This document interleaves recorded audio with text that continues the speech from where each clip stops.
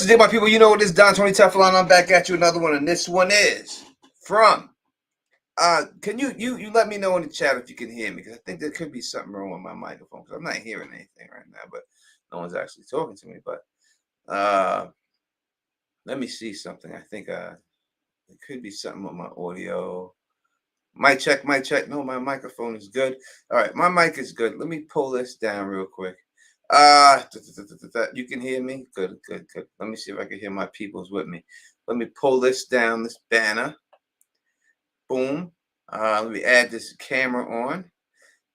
Boom. All right. I'm sorry about all that. All right. So just wanted to make sure, you know what I mean? Why is this tag? This thing needs to get removed. All right. What's going on, my people? How y'all doing? Glad y'all can rock with me tonight. We are here as always with this next episode of From. We are doing this a call-in live stream, so make sure that you call in. As always, I have my co-host rocking with me, and that is the one and only, the beautiful LMR. Hey, Tony. Hey, everyone. Yeah, nice to be here. It's not you. It's got something to do with me. No. I gotta fix something because for some reason I can't hear you. All right. Let me bring in. We have a special guest rocking with us too, and I'm going to bring that person in too, so that they can you can assist in this. And if you can, Al, just talk to the people for a second, and I will figure out exactly. Oops, see. Hopefully they can hear me too. I'll figure out exactly what's going on with this. All right, some technical issues. My internet is also not cooperating much, so hopefully there won't be too many distractions. And just to check, can you hear me? Meaning the chat. Can the chat hear me? Okay. Red Car says I can hear both of you. Alrighty then. I guess and I can hear Tony fine as well. Hopefully my internet will not give out. All right. There we go. I heard myself. Hey, Tony. Better. All right, that's better. I'm sorry about that. Let me get a background. Everything. I'm just trying to rush here because I was outside. I'm trying to get it all done. That's our background. That's what it is. All right, and we are rocking with the one and only Phil, the issues guy. Phil is here. He's going to be assisting us tonight. We'll be taking live calls. You see the number on the bottom right there, 781-990-8509. Make sure you drop. If you got something to say, drop it in there. You know what I mean? We're going to do it. But let's say what up to a couple of people that are here rocking with us so we can see. What up to Songbird up in the building? My man Vincent Harper is up in here rocking with us. Child is up in here. Chaos Device is up in here. OTDA is up in the building rocking with us. Mrs. T, not to be confused. Mrs. T and everything else. Phil the issues guys rocking with us. You can leave the voicemail. There's the voicemail number, 781-990-8509. You can see it going across. Please make sure you call him, leave the voicemail. We'll play him back for you. Got to do it, all right? We got to have some voicemail. Regina the Great is in here rocking with us. John Haymaker is up in the building rocking with us. There's a bunch of other people. I will get to you all in 1 second. I'll give you all a shout out. I promise that I will. Elmar, it was very hard to do this last week without you. You know, I'm sorry, Tony. It is. It's hard for me. You put me on the spot here rocking without you. You know, it's not the same. Right? Everyone was asking for you, and I have no car. I was like, she's busy. It's even she can't make it. Sometimes life gets like, just busy. It's always nice to be here. But when you said we have Phil here, I love when the two of you are streaming. It's so entertaining. You're an amazing host, so whoever you stream with, it's always a pleasure to either be here or to watch it. So just a shout out and thank you for being a great host. And when LMR is here, you know what it is.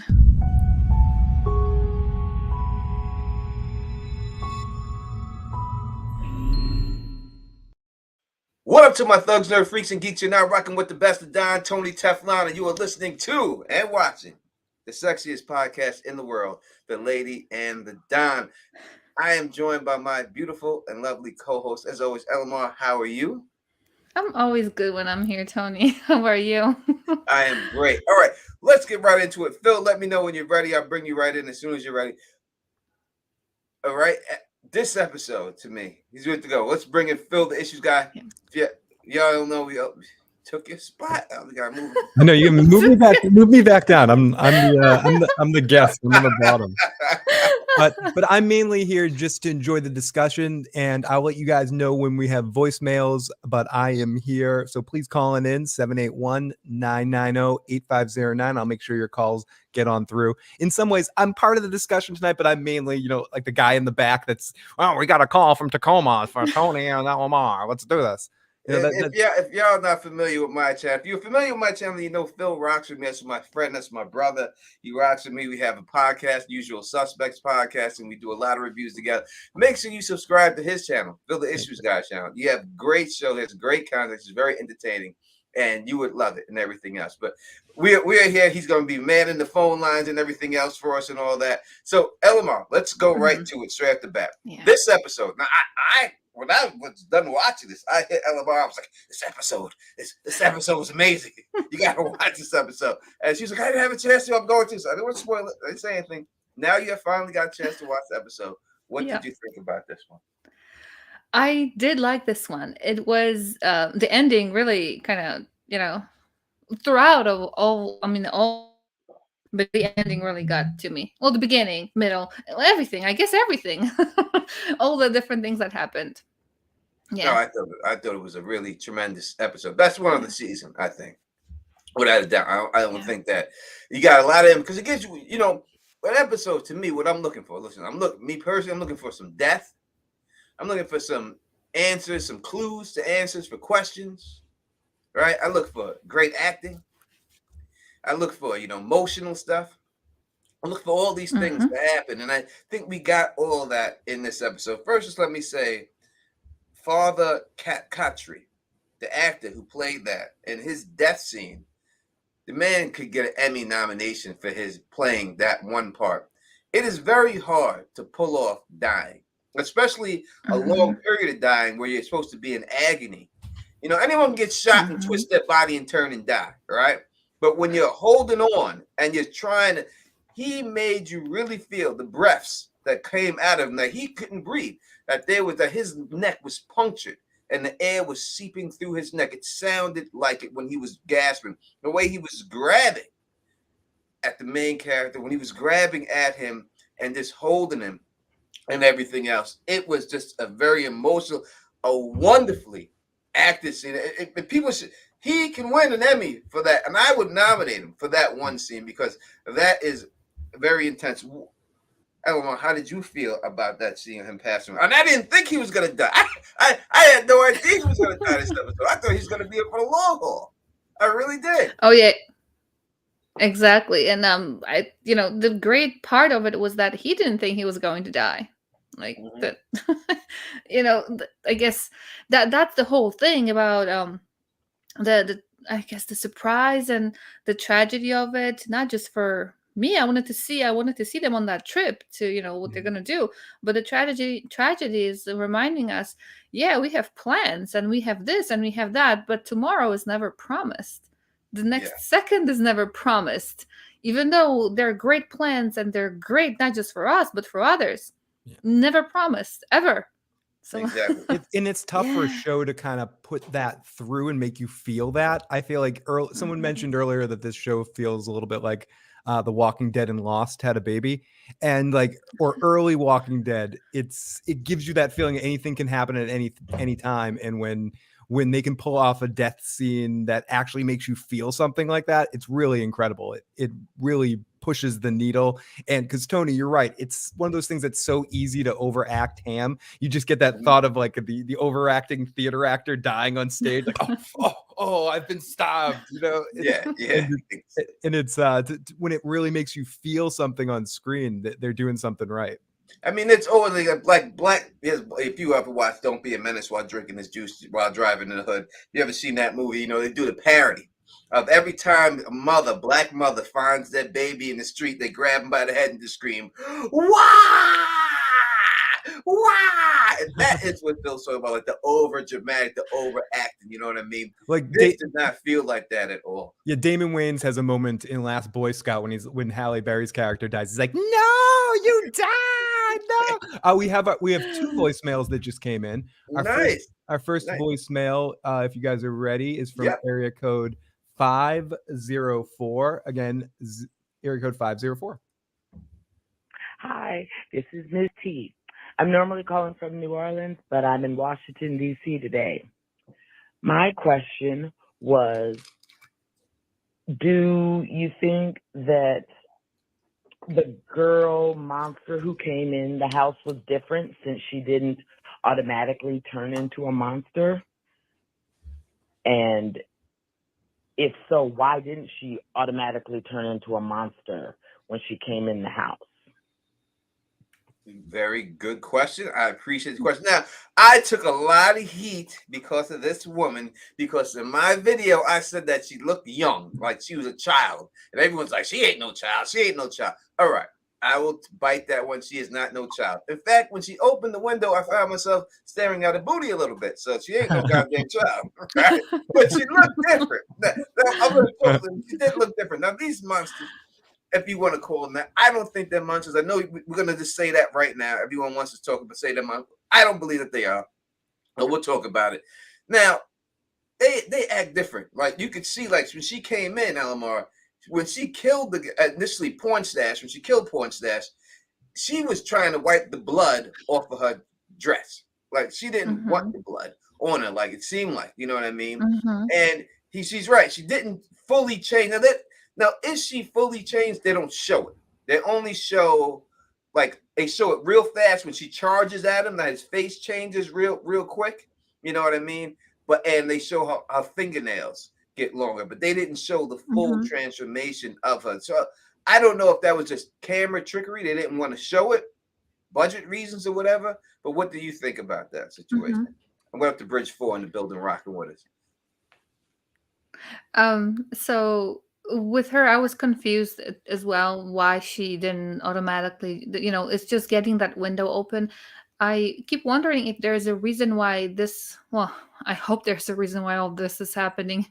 But maybe he had to experience something before dying. I keep thinking that they have to go through some stuff in order to whatever. Like there's a reason why they're not why some are dying, why some are like as if, I mean, those monsters are not running, so technically you can outrun them unless you're injured. Maybe the fear or something, you have to stay, you have to be slow enough, you have to kind of let it happen to you, or whatever the reason for it is.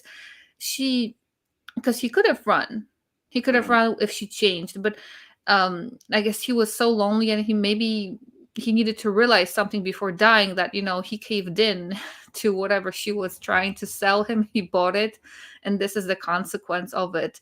Maybe he needed that time before dying to realize that he just endangered everybody in the house just because he gave into her charms, or not even her charms, but his weakness, his lack of maybe he needed a companion. He was looking for something, and his needs just messed everybody up in the house. But speaking of that blood, she was trying to wipe it off, but later on I think she didn't have it on her like on her dress when she was walking down the stairs. I thought she was missing that, so I guess they can change it. I will have to take a look at that and see that if that was just a costume department mistake, or because listen, blood don't come out. I've tried. You know what I mean? You can put error in it. You Elamar's your mom. You dealt with blood years. Oh yeah. You can put whatever. Blood just don't come out like that. Yeah. There's exactly. And on the white, on the whole, here somewhere where it's darker, but it was like nice, clean white color, and no, that thing is there for a reason in one spot. Yeah. Our next real quick. Princess, probably they didn't show the full transformation of anyone. Well, they have not showed the lower body, but they have shown the full upper body, and I have that shot, and I'm going to put that shot on the screen in a little bit. So stay tuned, because I'm going to prove to y'all they ain't monsters in this shot. That's why I have it. I'm going to prove to you that. But stay tuned. You will definitely get that. We'll go to our next voicemail. This is from area code 785. 785. Hey, this is Chaos Device from Kansas City. I said this in the chat before underneath some videos, but to me, it seems like time is an important concept here, because as we look at the night timers and how they're dressed, they look like they're dressed from the 50s or the 60s. But we also had Jade's flashback that went to like the Civil War era. Time seems to matter here, but also if we take the ads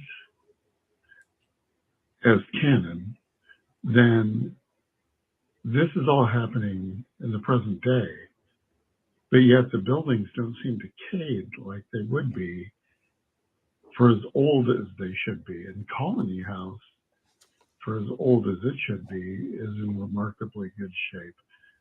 Time seems to be weird in this space, and I think that's important. What do you guys think about that?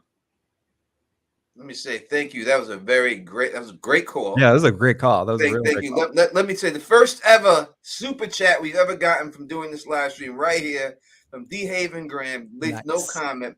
Very extremely generous of you. Thank you so much to send that to us. First one we ever gotten, and we truly appreciate that you would do that. Listen, me and Elamar, we started doing these live streams 3 weeks ago, and our first live stream I think had 10 people in it.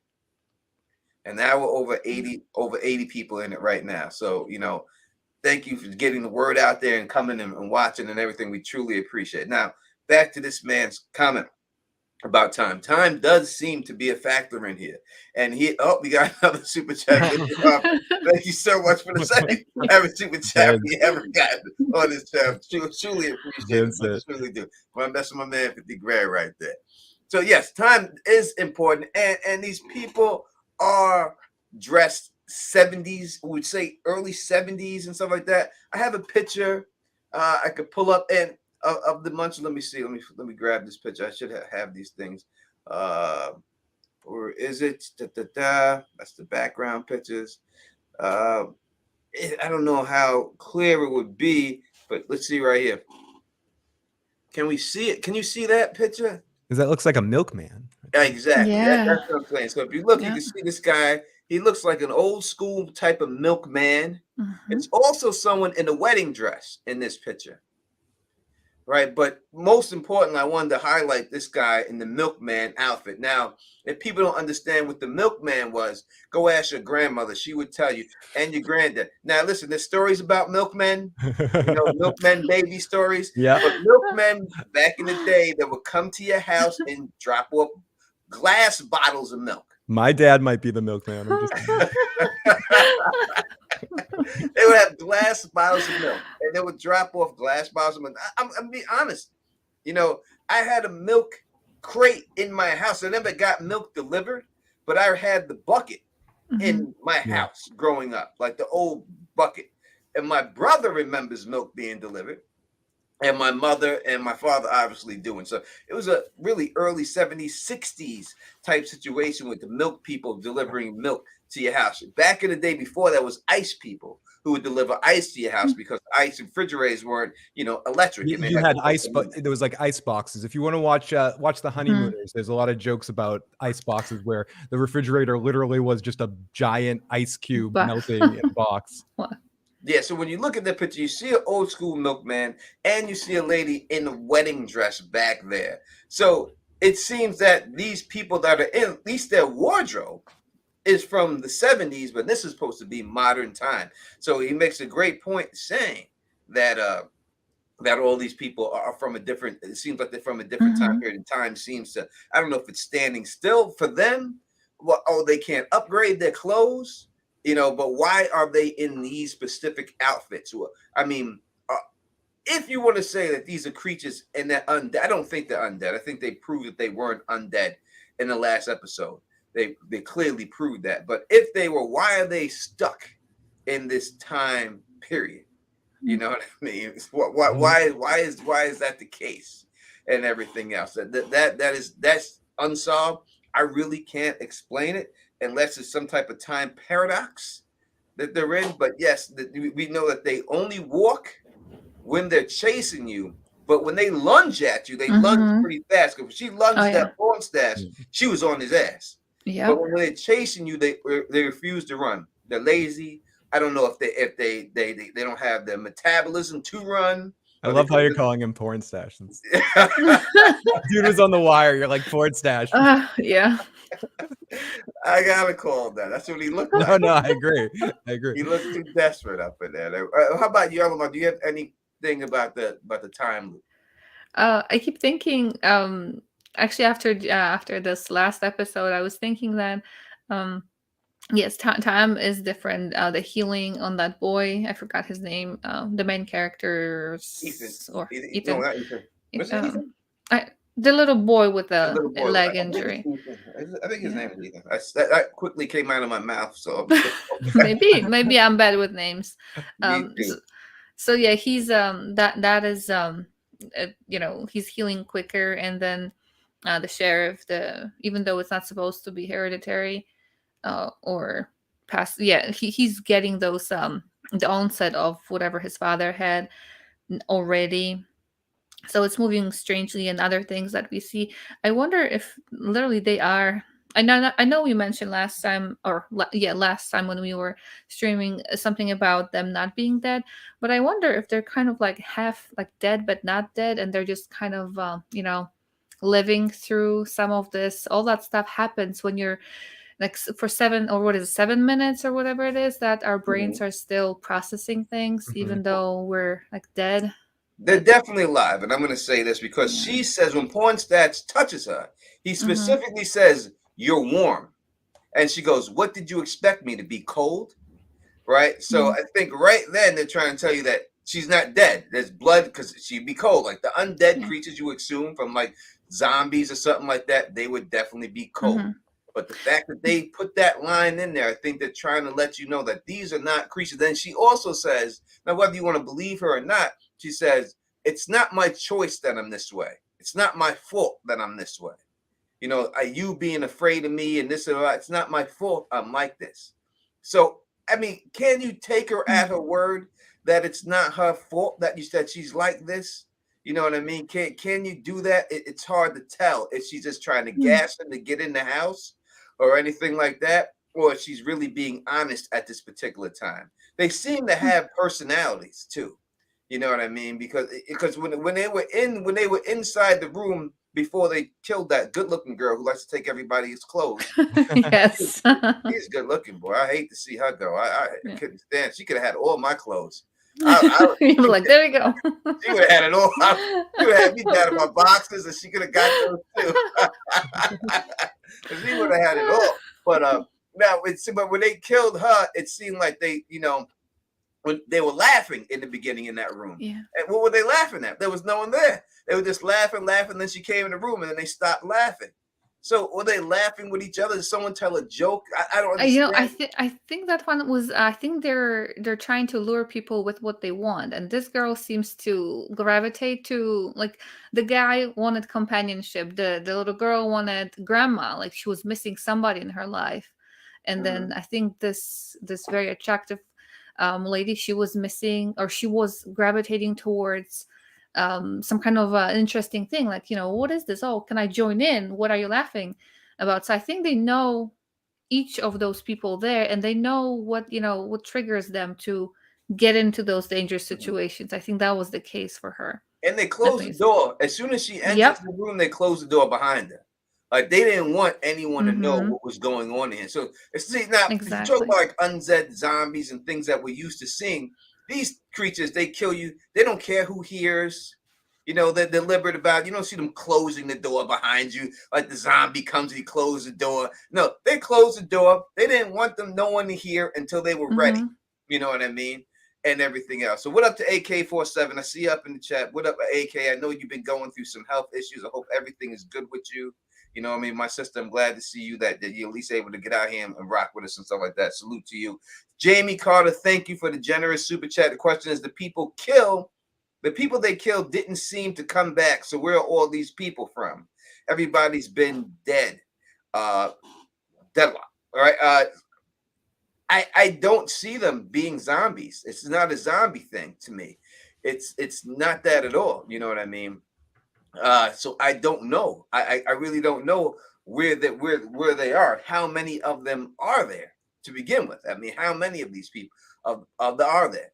You know, could they have all been the regular residents of this town and then got trapped, and everyone from this town, whoever was in there at that time, whenever that day was, one lady was getting married, one guy was doing his service as the milkman, and somehow you get stuck in this outfit that you're in, whatever you got trapped in. Yeah, you're stuck in that sort of time loop. You're stuck in that bubble within the, not dissimilar, but like what WandaVision did in the sense, like when she started everything up, everyone was frozen in those particular forms and they were stuck in that cycle, like a Groundhog's Day like cycle or whatever.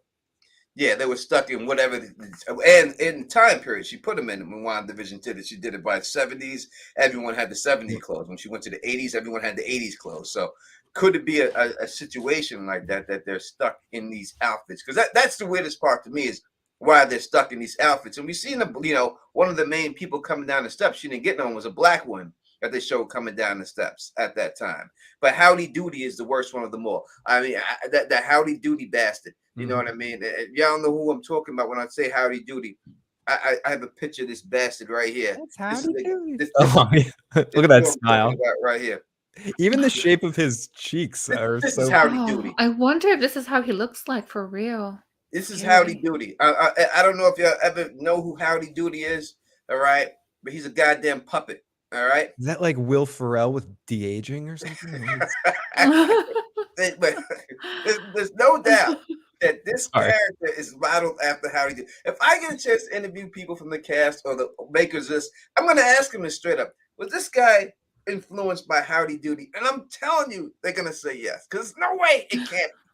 This is goddamn Howdy Doody. Maybe one of the showrunners was haunted by Howdy Doody when he was a child.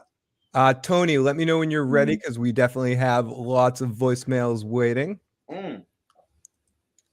We have over 120 people here with us. Thank you so much for rocking with us.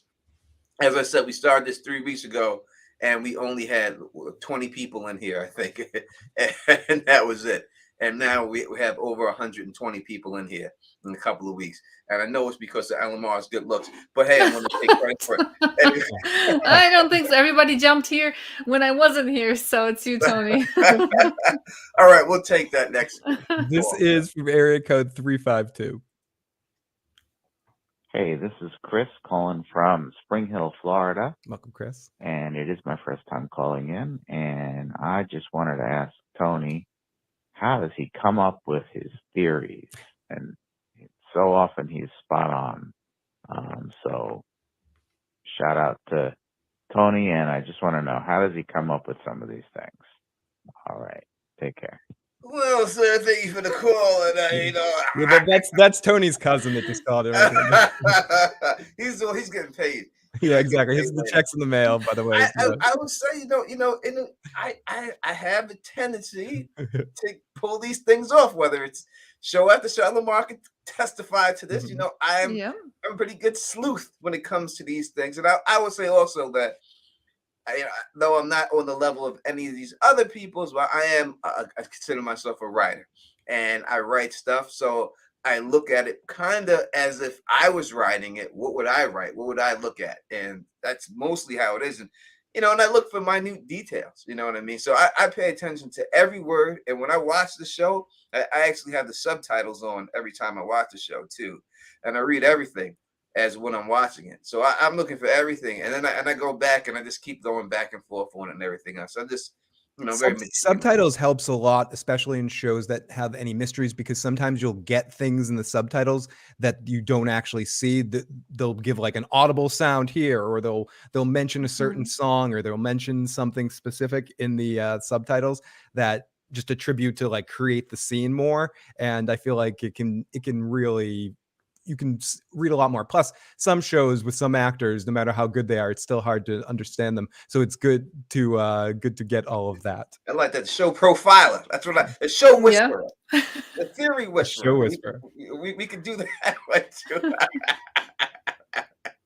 But yes, we talked a little bit about the old school clothes on these people. Again, in case someone just got here asking a question, I'll pull up the picture again of this right here. Oh, that's the alien. If you look at her transform and you even see her picture, that stocking around her head, that's an old school type stocking around her head right there. If you look at this right here and you see the people in it, you can see the old school milkman. Kind of looks like, reminds you of the Stay Puft Marshmallow Man, right? And maybe that's where the Stay Puft Marshmallow Man costume actually comes from, is from the old school milkman. But you can see that. You can also see, if you can see it clear enough, I'm not sure, but there is someone in a wedding dress in there too. And it's a very old school type wedding dress in there.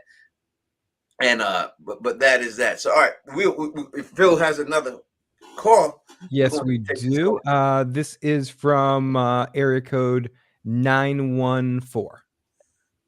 Hey, this is JT. I'm calling from New York. I wanted to say that the two cars entering at the same time is a big deal, because if they are in a pocket universe with self-sustaining ecosystem, with like the chickens, the cows, you kill one, eat it, another one comes back. There's more people there than need to be at one time, especially since Boyd found those talismans and are keeping people alive. That's why these monsters are really hungry and want to keep people, the amount of people down to a certain amount. And I believe that they are actually crows during the day, because crows and scavengers, they have long distance vision. That's how they were able to see the father burying the chocolate and the bloody clothes and everything like that. And I believe that they are also dead people that also lived there previously, just like how in Lost, they said the whispers that you hear are dead people from the island that have died on the island. It's the same thing. The people are coming back to life, and you get in the nighttime and everything like that. All right, thanks. Great call. All right, yeah, Phil, you're an expert at Lost. So yeah, with the whispers made stuff from Lost, the same creators make this show. Yeah, and you can feel that sort of energy to it. I hope that it isn't a lot of buildup without the dropout. And what's interesting too is the main character was on Lost as well. He was one of the main original members of Lost. So I can definitely feel a lot of that energy, and you have to think that some of that would be carried over. Some of that energy was carried over into the leftovers as well too.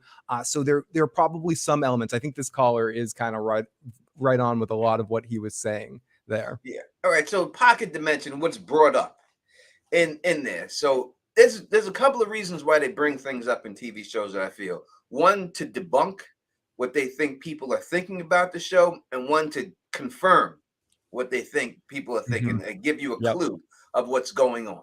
Right. So there was a popular theory right in the beginning that they were dead and they were in some type of purgatory. And they come blatantly out in the show, and the wife asked the father, "Are we dead? Did we survive the crash?" And he says, "No, you're still alive. That's not the case." Basically, so I'm sure that was a big theory. They probably knew that theory was going to come up, and they got rid of it. Now, this one was in the conversation he was having with someone, I wouldn't say kind of in the background. It wasn't like he was talking to the main cast members about this theory. He was talking to basically what an extra was in the show, and talking about how he feels that they're in some type of pocket dimension or in something like that. So Elmar, do you feel that it's possible that that they could just be stuck in some type of pocket dimension?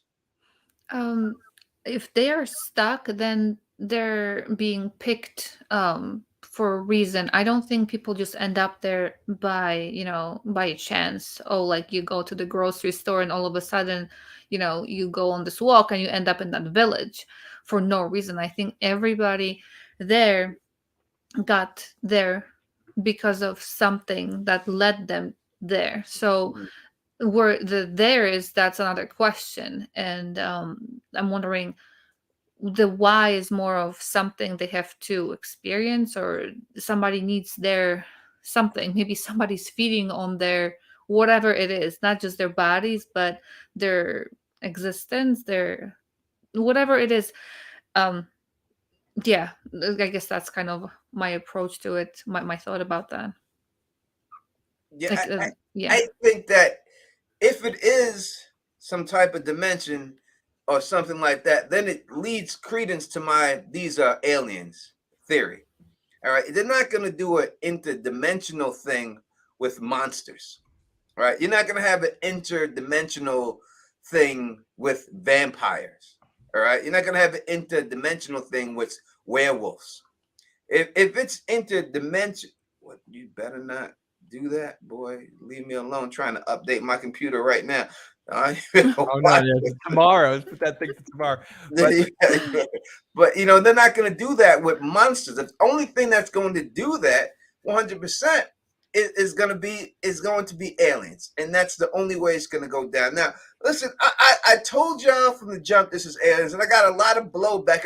I even gave you proof that why I believe this is aliens. Now, I'm going to pull up a picture right now, and I'm going to prove to you. Look. Now, someone said earlier they did not show the monsters full on, and they did, only from the upper body up. And I'm going to show you this picture, and you tell me.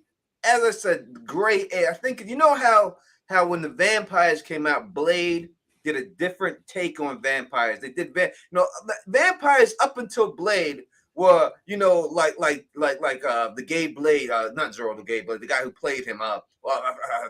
He did a vampire movie back in the day, and I mean, it was like Interview with the Vampire or Dracula. Like, and it was just, these couple of fangs come out that they weren't that big, and they bite you in the neck, and they make love to you at the same time, and it was, it was very nice. And then when the Blade movie came out, they came with the unlocking jaw of these vampires and made them look, like they should, sinister like they should.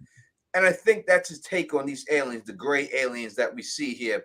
Now, when you look at this alien, this is from when Dr. Khatri gets killed, right? I was able to get this screenshot right here. This is the best shot you can have. Now, I told you that all these aliens, they're all bald. Every alien that you see depicted is always bald. These people are bald. She had hair before she swung, but when she turned to this form, you could see that she's clearly bald, and she's very pale white. Now, in all honesty, to me, it looks like Baraka from the Mortal Kombat. If you ever played Mortal Kombat and you've seen Baraka, that looks like Baraka to me. All right, that looks like a Baraka woman and stuff right there. But what would that be if that is not an alien right there? You know what I mean? That looks like an alien. Elamar, Phil, obviously, I don't say these things for y'all to agree with me. But what do you think of these? Do you think that they're monsters like people, or do you think they could be aliens?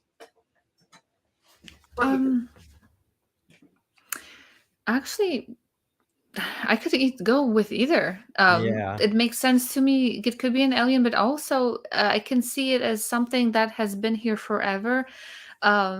Although the forever part kind of doesn't make sense because all the people that we see, all the monsters, are dressed from the 50s and 60s. So that kind of disprove. I guess that's not a good thing for my theory in a way. That this is kind of like like one of those legends or one of the myths, kind of like stories that nobody knows about. And how can they know about it? Because nobody lives there, or if they leave, maybe they forget about it.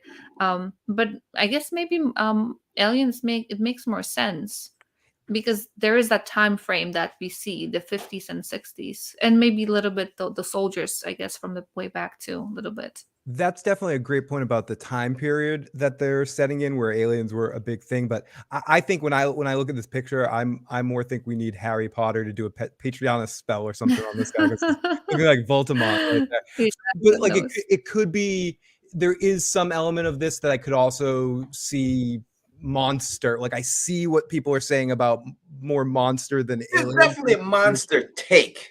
Yes, no doubt.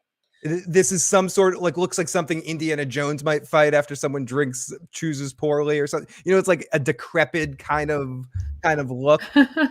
But I definitely see, I don't want to fence dwell here, but I could see it going either way. If someone told me this was an alien, I would buy it. If someone told me this was 1,000-year-old humans that stepped outside of the loop for a second and quickly aged, or like like 100-year person or something, and then they came back in and they look like this, and so it's like a fast forward in time on somebody, and this is just a decrepit human in their last breaths. I believe that too. It could be a lot of things, but I definitely see what you're seeing, Tony, with it being possibly being an alien. I'm going with alien on this all day, because I think that when we look at, and we I'll leave it up for a little bit longer so people can see it and stuff, and y'all can put in the comment section what you think. If you want to put alien or monster, please put alien or monster in there. Do you think it's an alien? Do you think it's a monster? I don't say these things to be right, though I am most of the time.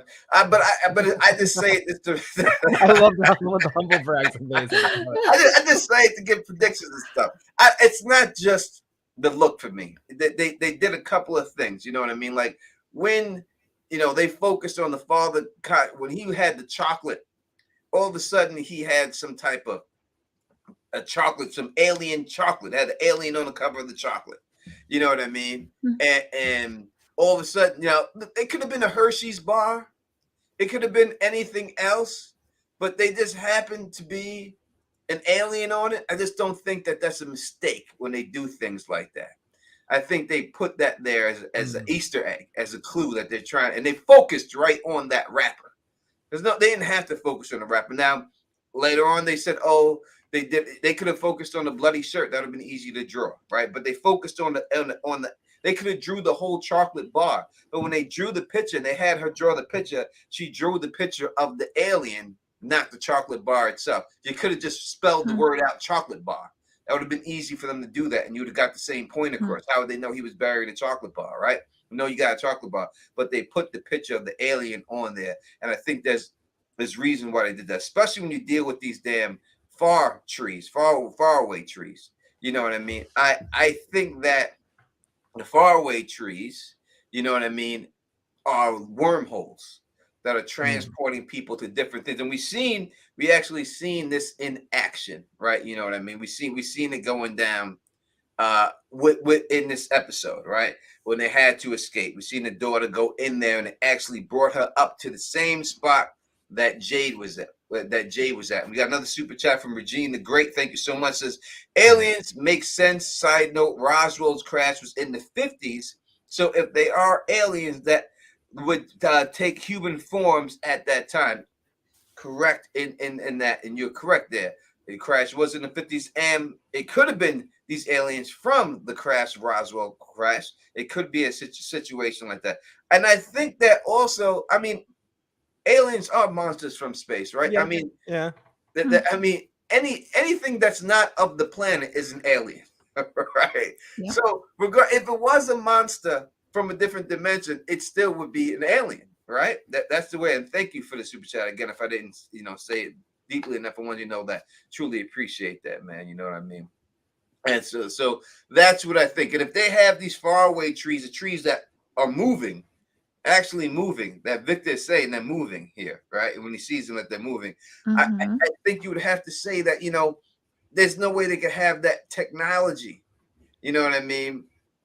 They can have that type of technology without being aliens and stuff. And I know other people said, if they're aliens, then why are they eating us? Well, we eat other animals, right? Because we feel that we're superior to them and dominant, and that they're just, so why couldn't we be food for other people that feel that they're more superior to us? I'll pull off the picture right now. I know y'all probably want to see Elamar again, so we'll take this away. Oh my goodness. I want to see. So well, I'm here. So hello everybody. Tequila Rose, let me put this up because I didn't see Tequila Rose. Well, thank you so much, Tequila Rose, for joining us. And thank you for all these new names I haven't seen, like Bulldog 9634. Thank you for everyone here rocking with us right now. Go ahead, Elamar. I'm sorry. Oh, I was just wondering, there were some comments, and I don't have my I can't scroll up here for whatever reason. But I was wondering still about the purpose of that. I'm thinking it's some kind of like an odd experiment or something. Because what do? Like, you terrorize people at night and see how they behave during the day. I'm thinking from a psychology perspective, like mess them up, scare them a little bit, give them that.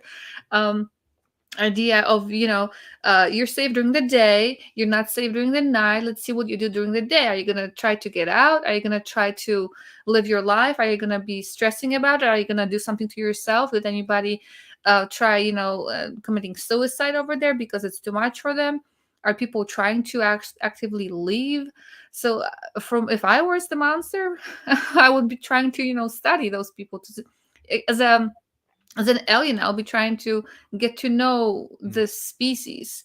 What happens when you introduce them to this traumatic experience, and what more trauma can you get than a corpse of somebody you love, ripped apart with chest all ripped out and bones sticking out, with the face kind of left there so you know who that is. So there's no question. So, and as far as eating, I'm not sure if they're actually eating, because if they were really hungry, they why not move faster? And if this is just bed riding, then that kind of sucks. But if there's a reason for it, why you're petrified from fear, you're not going to move, are you standing there, you can run, can you think clearly, are you done, are you just tired of running, are you just gonna okay, just kill me and let it be over? So I'm thinking from the perspective of, if I was that monster, I would just want to watch people and see how they run. And And we the see fear of, it, yeah. and what you're saying is something like, Phil, we've seen this with the Predator, right? Yep. Yeah, I was thinking a lot about the Predator in the sense of celebrating the victory and hunting down. E Time says, why would aliens have a nighttime restriction? So if, as I said before, when you look at the show in my video, if you look at the show, and please check out the videos, I put all the details of why I think they're aliens, not just to look. I give you the clues that they show in there. So please check out that video. But War of the Worlds, if you look at War of the Worlds, which is a show that's on this network and everything else, it wasn't the humans that were able to defeat the aliens. It was the bacteria on the planet that was able to beat them. All right. So all of our technology, they were killing us. There's nothing we could do, but their body couldn't take the bacteria. When we look at these aliens, and and someone left a crazy comment on my video, because in the video I said, look at their skin. They're white. They're pasty white. And they have no melanin in their skin. And someone left some comment. Oh, are you saying that white people are inferior because they got no melanin and pasty white? I'm like, listen, dude, I'm talking about goddamn aliens. And white people are actually white, just like black people. Just calm down, all right? Jesus Christ, talk about goddamn aliens. But these aliens I'm talking about, you know what I mean? I'm saying they ain't got no melanin. Maybe their skin burns in the UV lights. Yeah, maybe they're like gremlin rules where if the sunlight will kill them or something. I mean, it's not like in this type of thing. That's the point. It's not like in things like this. There's never been a situation where X monster alien species can go out in the sunlight or something. They could have some problem where their powers are enhanced at night in some ways or something like that. Yeah, that's what I think. I think they can't come out. They're probably buried in the ground somewhere, hiding or something like that, and they cannot come out in the day because of the sun. That would be the only thing different. This is the bottom line. They don't come out in the daylight. What's different in daylight? The sun's up. As soon as the sun goes down, they come out. So it's not really far-fetched to think that something dealing with the sun is just messing with them. I mean, if there was a time when there was people that would live on the beach and they came out when it was low tide, but when it was high tide, they couldn't come out, then you have to say, well, it had something to do with the tide. Well, the only thing I can see to tie this whole thing together is that, hey, they don't come out in the sunlight. As soon as the sun goes down, they start ringing the bell. So it has to be something to do with the sun. All right. So I think it's most likely, and they're very pale white. They're pasty white. Look at them when they show them. So it must be something to do with the sunlight, the UV rays. They just can't take it. Or something will burn them or something, vampire-ish or something like that. It has to be something else like that. Now, dealing with them, talking about these talismans, and which is amazing that Boyd found these talismans and they actually work. And we've seen them in this episode that it's all you have to be is in an enclosed room with the talisman. If you're enclosed, because when Ellis and Fatima, and I know people said, because I called it Fatima, and I know a lot of people named Fatima, and they think it's Fatima. All right, Fatima, that sexy woman, all right? And Ellis, when she drags Ellis's ass up inside the porch, and she closes the door in the porch with the talisman in there, they couldn't get in. And that's what I told people, that when boy goes out into the woods, if you have a tent and you're just hanging in your tent, they're not going to be able to get in the tent. And they have the strength. It has nothing to do with strength, because when the guy was in the box, they broke right through the sides of the doors and grabbed him in there. So there's something now. Is it a game, or does this talisman actually have some type of power?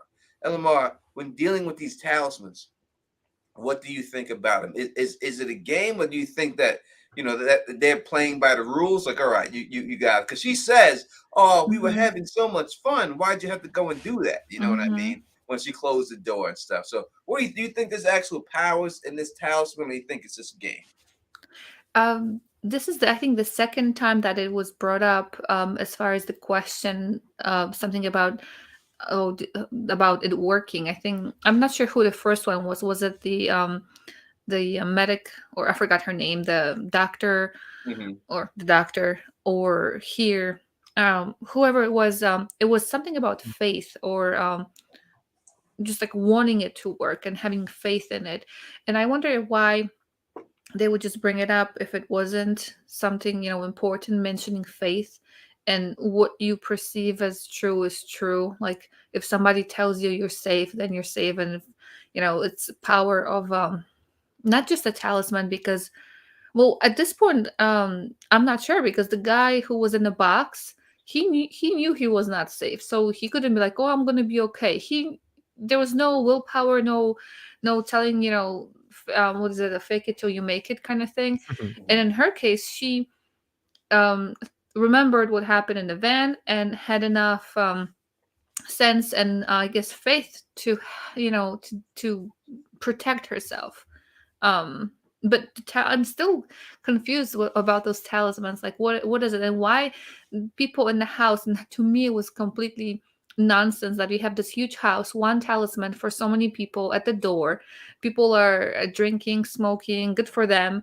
But what if somebody bumps against that thing and then they all die? You know, not even letting the door open, just somebody moves that, you know, brushes against it, it breaks. Is it a stone? Is it like clay?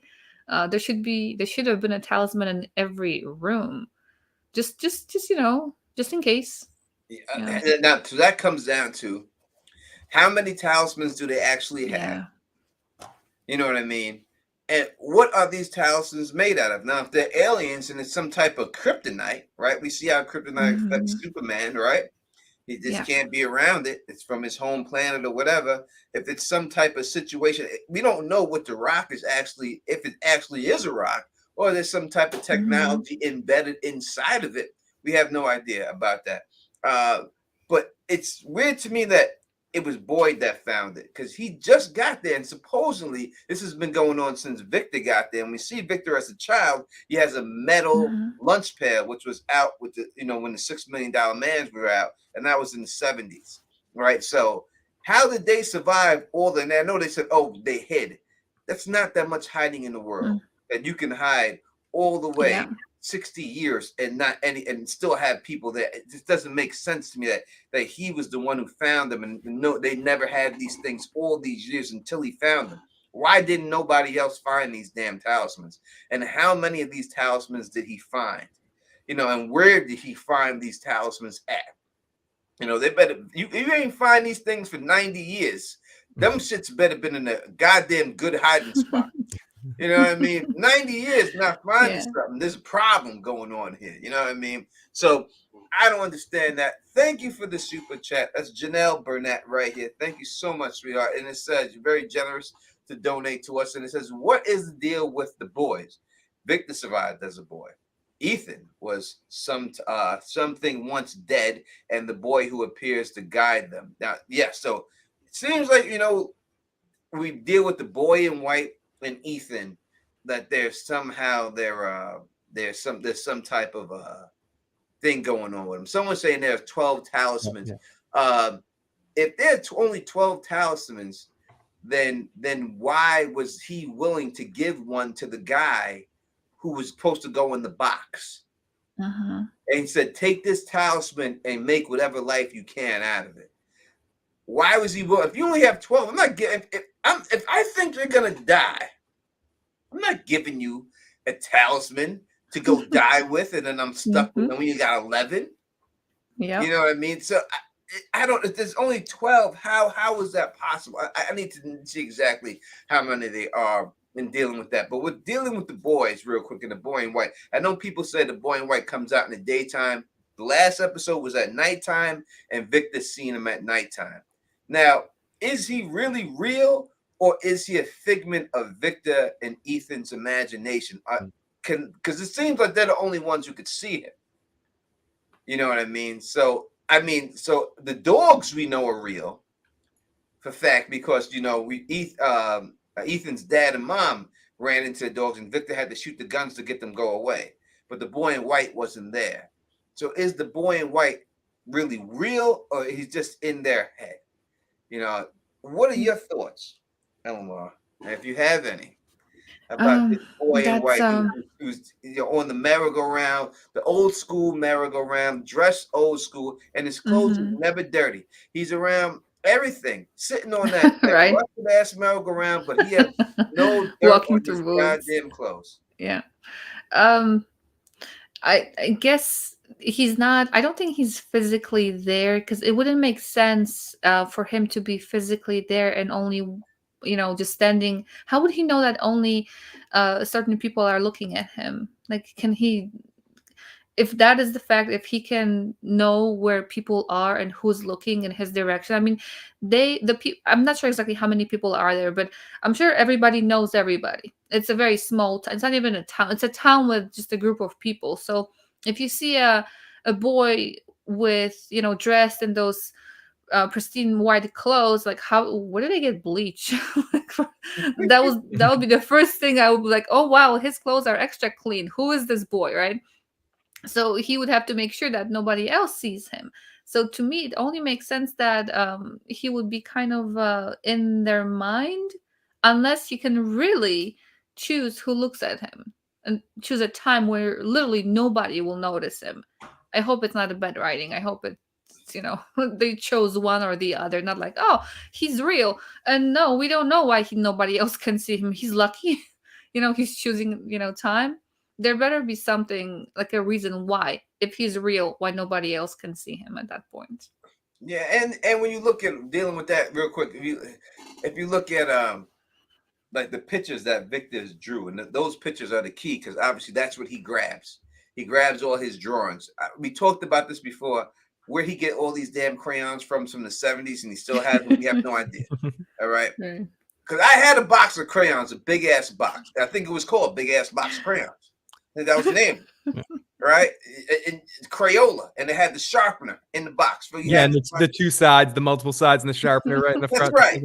That didn't last me a year. No. I burned through that in the school year. This dude's coloring shit for 70 years here. You know what I mean? He's still coloring with these same crayons. Yeah, and he's got paper too, apparently. And the peaches, like they just ran out. How did peaches just run out? They should have been ran out, these peaches. How many peaches did you have? I mean, if he's eating a can of peaches a day, let's just say, how many cans did he have in there? 20,000 cans of peaches? Where'd they put them? And all of a sudden they ran out. It's like, oh, my peaches are gone. So the time loop thing with people and somehow recreating their supplies, and these cows, and they got pancakes and syrup. How do you have syrup? How do you have these things? I don't understand who's doing this and how they have it. I don't know. They could have maple trees there, and they're drunk. And these people have alcohol. They're drunk. They're living a good life, a decent life, without, if you take the aliens away. Take the aliens. Right. You know what I mean? So these questions I need to be answered, but not in this season. I hope that I'm really hoping they get a second season, and I really don't want them to give away everything in the first season. I don't need that. I need that. I like open-endedness. Let's keep it going. Let's keep building and everything else. But dealing with the boy in white, going back to the boy in white. But I was saying this about the paint. That one picture that he drew is of Fatima and Ellis. And if you look at it, it does look like it's the Garden of Eden picture for some reason. It looks like that. It looks like that's Adam and Eve there. Now, I don't know if that means anything right now, but they do look like Adam and Eve in that picture. for some reason. I'm gonna have to do some investigation on all of his pictures because I know that the clues it's in the pictures, but I don't know if it's I don't know if it is people like potato vodka. They're drinking more than potato vodka in there. When they were in that house, it was more than potato vodka. Them people look high. I know high people when I see them. They got weed in there. They smoking weed. All right, and I know people who smoke weed. I can tell when I can tell people when they smoke weed. I can tell. All right, I know what they look like. I have an idea. What they look like, right? But there was some high motherfuckers in there and everything else. Ding, ding, ding, ding, ding, ding, ding, ding, ding. But the boy in white, I will say this. I think that it has to be, without a doubt, it has to be some type of in their head. I don't think he's physically there. I think that it's in their head.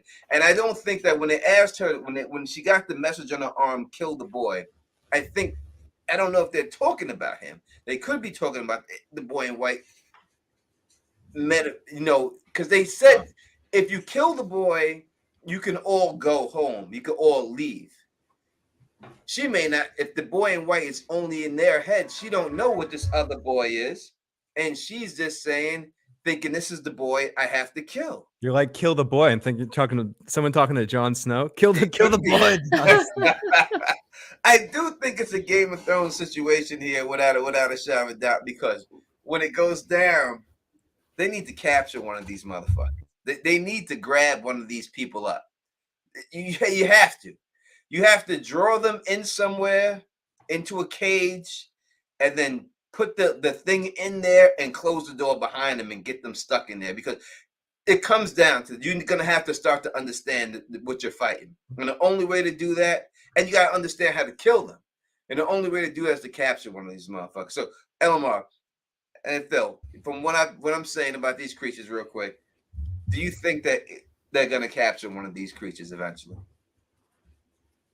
What do you think, Phil? Yeah, it seems to make sense. It seems to be leading into that point, because that might be something that happens at the end of the season leading into the next season. I don't think we maybe get that right away, because in shows, when you do capture somebody in that sense, it does devalue the danger of that particular thing.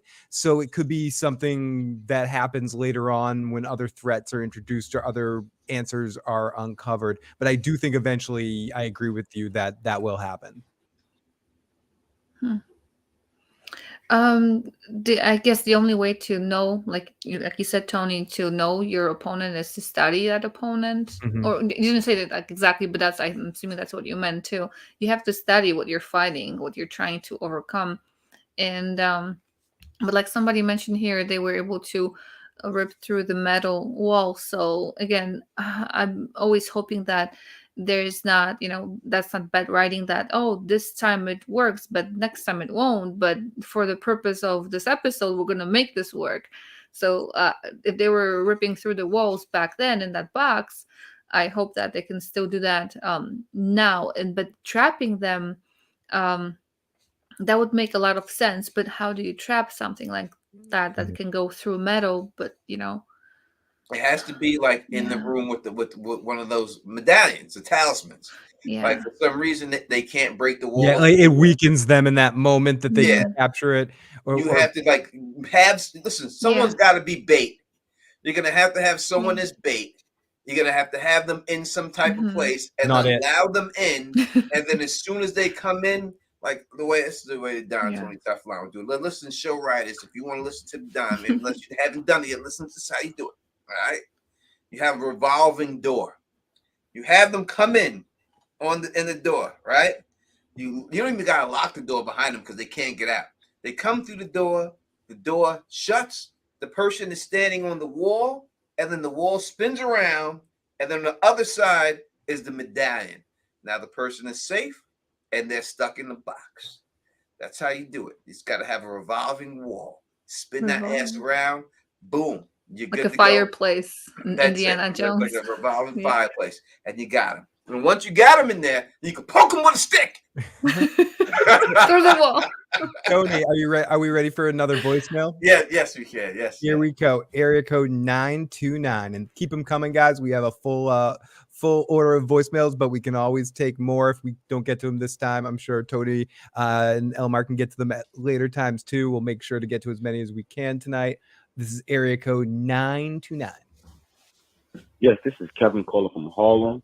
I don't know if y'all discussed it yet because I'm just now tuning into the live, but did y'all catch when Jay spoke Cantonese when Kenny and his mother called him down for dinner at the end?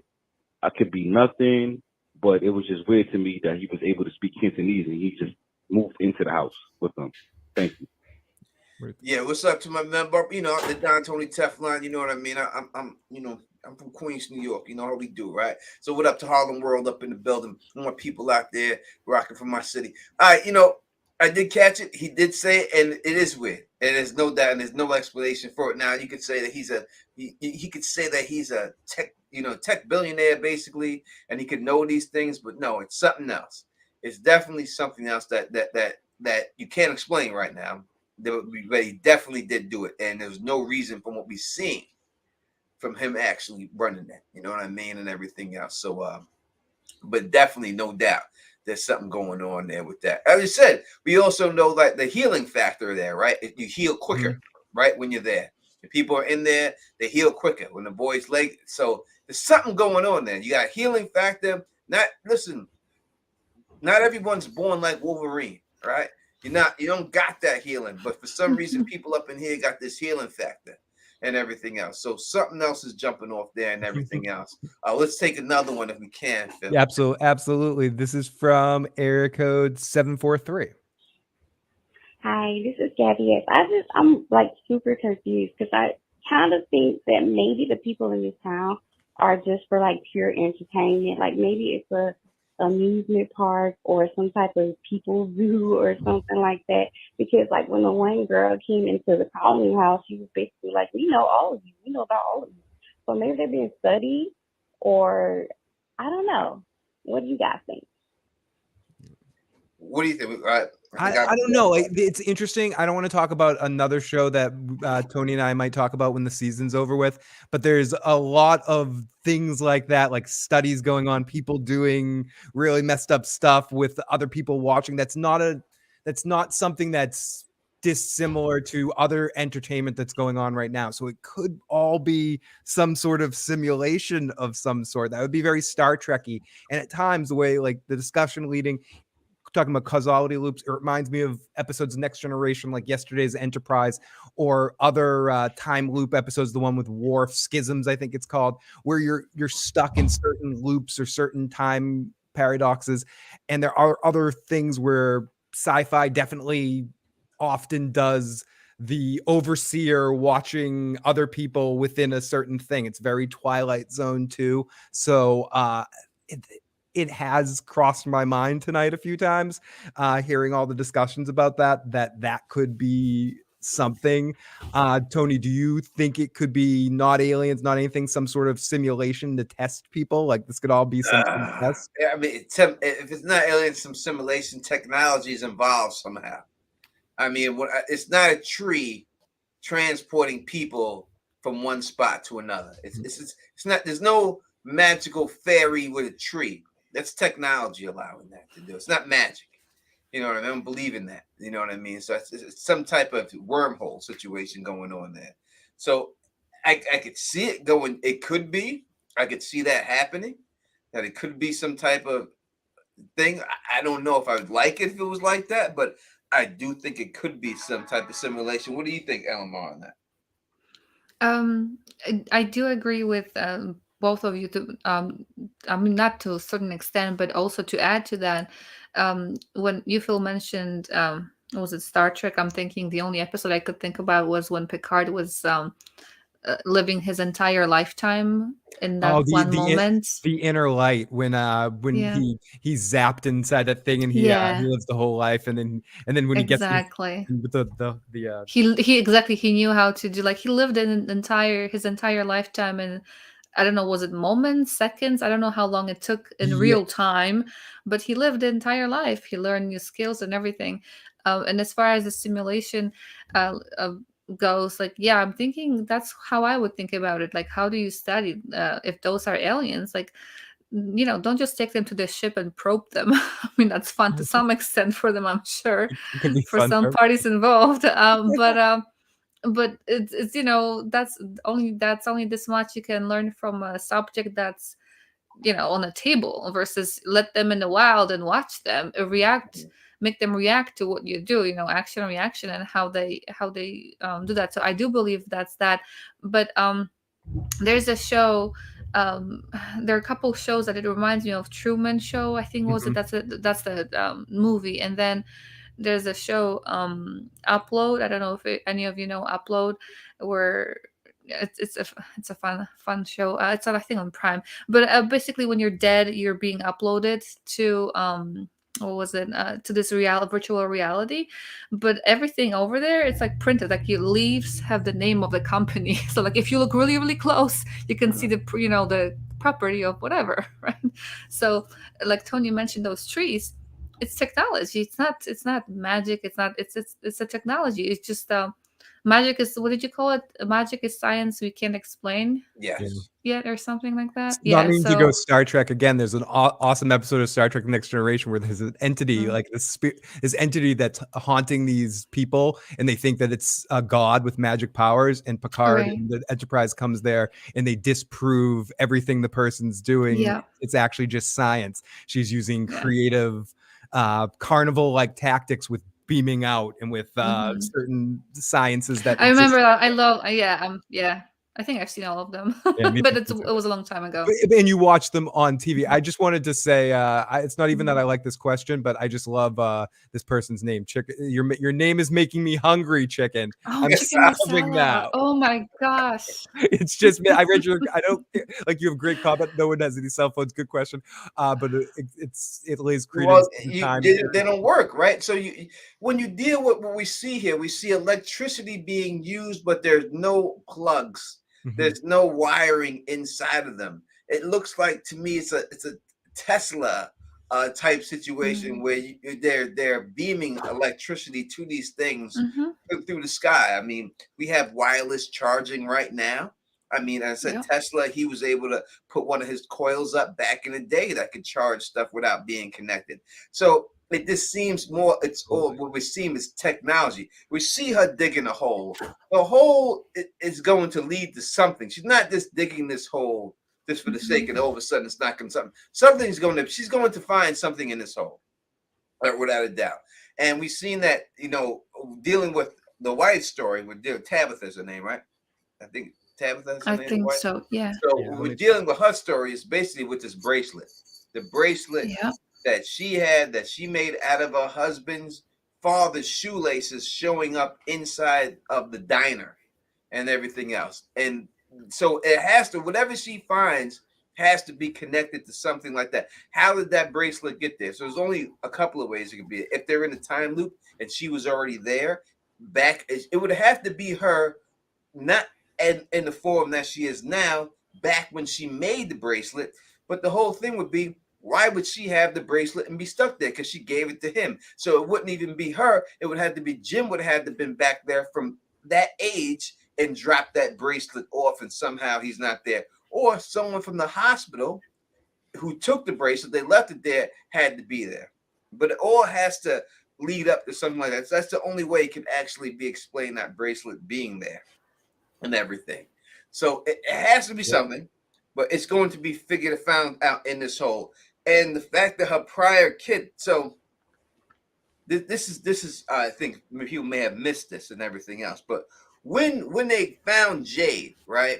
When they went and found Jade and they brought him into Colony House before they barricaded, but they had the doors barricaded. They open the doors, Ellis comes out, and then the daughter comes out.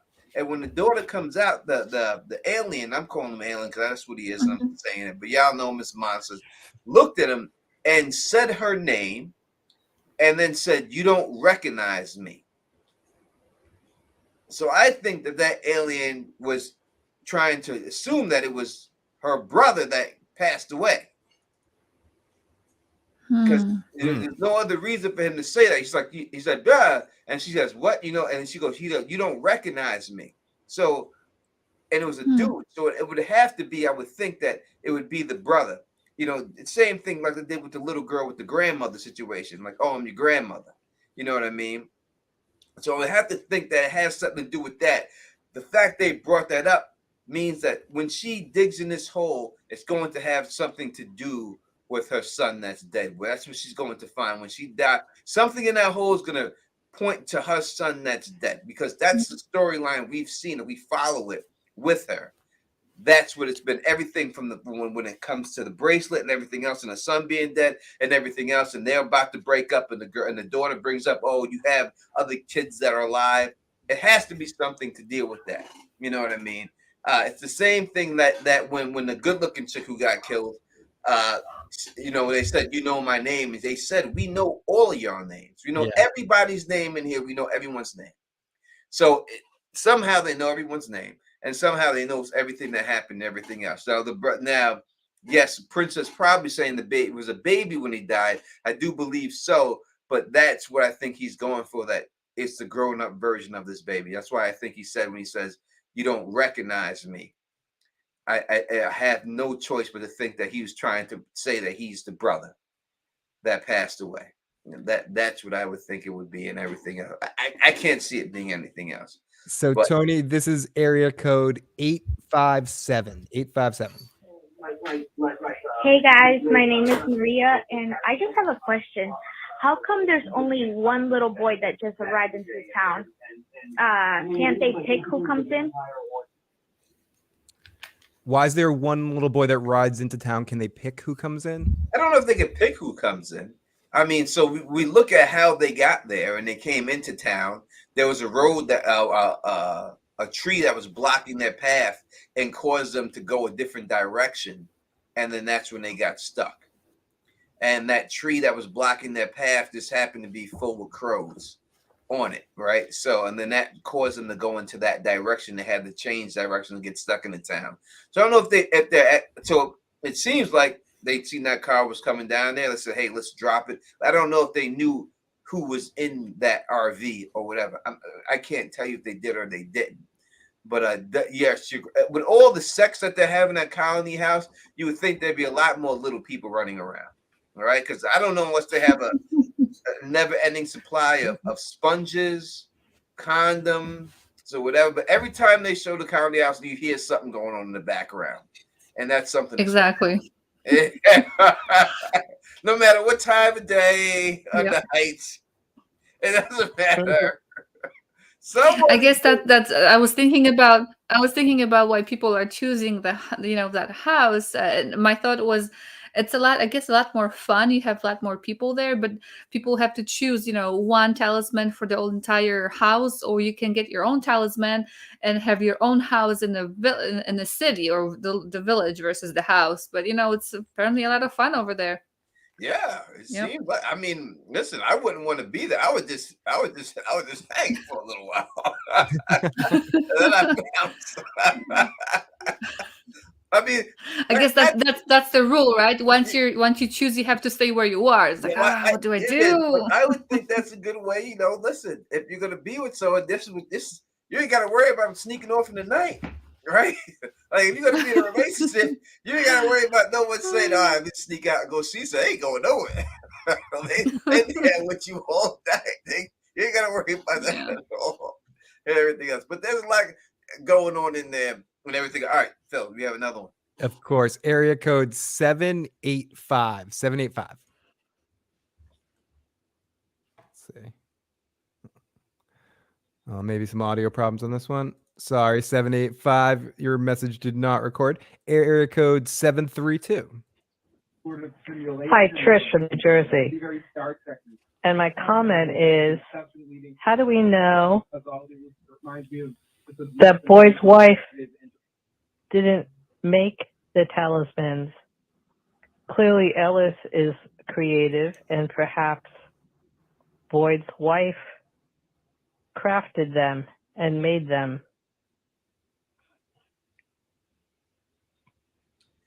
What do you think about that? All right, now is that Maria? That was Maria. This is Maria right here. But thank you for the question. We don't know that Boyd's wife made the talisman. We just know that they said that Boyd found them.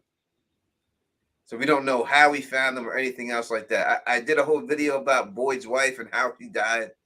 Go check that out. I put that video up and everything else. But we can't say for sure that we don't know that Boyd's wife found them. They look ancient, right? That's the look they're going for. They look aged. They don't look like something like, made a craft fair. Yeah, they didn't come off a 3D printer or something like that. No, didn't seem like she just did that. She carved those things. That doesn't seem like that. You know what I mean? But it does. But it's something else. It seems they're trying to give you the impression that they're from back in the day. That they're some type of ancient type of tech gem or whatever, talismans going on and everything. Do we have another? Yes, we do. This is area code 516. Hey, what's going on? This is Jay from Queens. I got a couple of theories. You know how all these aliens are connected. They're clairvoyant. They can see the past, present, and future. Somehow the boy and Victor are connected as well. They're like tapped into the network. 516-238-9393. So yeah, and absolutely, we got area code 248. Hi, this is Reggie from Detroit. Do you guys think that the great things are aliens? I mean, vampires instead of aliens? So what do you think? Vampires instead of aliens? I don't know if they'll go vampire route. What do you think, Elamar? Do it look like the thing? They don't look like vampires. I mean, they're the fangs and all that, but they're more for like ripping things out versus drinking, not puncturing and drinking. They're more like ripping the meat off of people. Yeah, exactly. I mean, I guess you could drink, but would be better to make a puncture wound and then just drink from that versus like rip it out and be like all messy and stuff. I would say more monsters than vampires, in my opinion. They're ripping the insides of these people's chests out and leaving the bones. Yeah. You know Are what I they mean? sustaining themselves on the blood of their victims? That's the trait to me that screams vampire. Are they feeding off of that? Yeah. I know it's a fine line, but if I'm distinguishing the difference between monster or vampire-like monster, sucking the blood is the thing. Are they sucking blood and using it as nourishment? That's the telltale sign of the vampire, and I don't think so. It doesn't seem like that. Yeah, no. When you look at them and everything, I'm saying it looks like Baracus from Mortal Kombat. That's what they look like, and they're all bald-headed. Every one of them is bald-headed. When you look at all aliens that are depicted like in real life that people say that they've been abducted by, no one's ever said they had flowing locks. Every time these aliens have been bald-headed. I mean, you never see an alien with green hair, right? And you don't see. I mean, from the people who've been abducted. They claim to be abducted. You never see they had green hair and they had piercings in their noses. They're always bald-headed creatures with nothing, with no flavor, no tattoos, no nothing. Just plain old aliens and stuff like that. You don't see them in space suits or anything else like that, right? So these people, they look and they have pointy ears like Spock. I don't have a picture of them with the pointy ears, but if you see it, they did show their ears. They have pointy ears like Spock. Could they be Vulcans? Could they be Romulans? Like in the Star Trek things, could just all be a Romulan simulation. He doesn't look like a human. That's no. Oh my gosh, that's definitely something from Star Trek. I don't like you, Howdy Doody. I hope it's prosthetics because that's just scary. Doody, There was a comment or a couple, actually 2 comments. I forgot. I can't scroll. I was trying to scroll on my phone. They were mentioning the title from, and then somebody, I think somebody else mentioned that it looks like a child wrote it. The when it says from, and that got me thinking. Because there's usually a reason for a title, right? They wouldn't just have a title there. So when you look at it, and this is not the right spelling. But when you pronounce it, it makes sense. Like when you write from, and to make sure, when you read it from the other side, it says morph, but F with a PH. And I'm thinking, if a child wrote it, the children sometimes don't know what sounds, F, PH, what. So I'm just wondering what's the reason for the title from, like from what? And if you read it the other way, it's morph, like they morph into these creatures. Reminds me of whatever that was, the what's his name, the oh goodness, Shining, the murder or whatever it was, something on the door, whatever the sign was, he read it in the Red rock. room, yeah, and Red was rock. murder or whatever it was. So I wonder if that is like They're- why put From means they're from a different planet. Mm. That's what it means. They're from a From different somewhere. planet. That's it. They're not from here. You know what I mean? That's Mm. it. Someone put that. Someone said the tongue-eating monster was not bald. Who is this tongue-eating monster? Oh, the That's girl. I was gonna say that's what people She call is it. bald. If they, yes, they are. You can Mhm. see in the picture. I'm showing you the pictures here, people. I'm not, I'm not just showing you these things this because I want to. I'm telling you, this grandmother right here has hair, but it's not her hair. When she transformed to original form, she's bald. That's what it is. When you look at this picture of this person, if you see it before, she had hair. And then when she transformed to this form, she was bald. So they turn. As soon as they attack you, they turn to their original form, and they're all bald. Every one of them. So yes, she was born. The tongue-eating one was born. The porn stash killer was born. They're all born. Every one of them is born. They porn only stash have their killer. hair before they turn, and as soon as they turn, they're bald. That needs to be a murder mystery podcast, finding the porn stash killer. We have to create a fake serial killer and make a podcast about it, like American Vandal did for on documentary series. We have a longer voicemail here, so if you guys want to jump in the middle of it, just Well, how long are you talking about? 3 minutes. Holy moly! So so 15 we'll play minutes. at least a few seconds of this at the beginning, but feel I free really to said holy moly too. feel free to golly, Tony, golly, watch your mouth. I'm drinking here. Leave me alone. G Wilkers, Tony, watch your mouth. But please give me the thing if you wanted to stop for any reason to answer a point before it ends. Hi, my name is Madeline. I'm calling in from South Florida, and I just got tuned into this show, and it is spectacular. I'm a big fan of the genre of kind of this unknown, dark, out of town, suspicious alien or monster type of genre. And like Outcast, and also another show like The Leftovers, it's you may see who is attacking them, but it's kind of ambiguous. My theory is that this might have been an ongoing government experiment, and these are actually people who have either they have found these aliens or these creatures, and they want to see how maybe they can weaponize them or kind of try to control them into doing what they. So that's a point a lot of people are making. We would come back into that. Just to reiterate it again, would you be, someone said this in the chat, would you be disappointed if this all ends up being some sort of government experiment, both of you guys? I know what's that movie?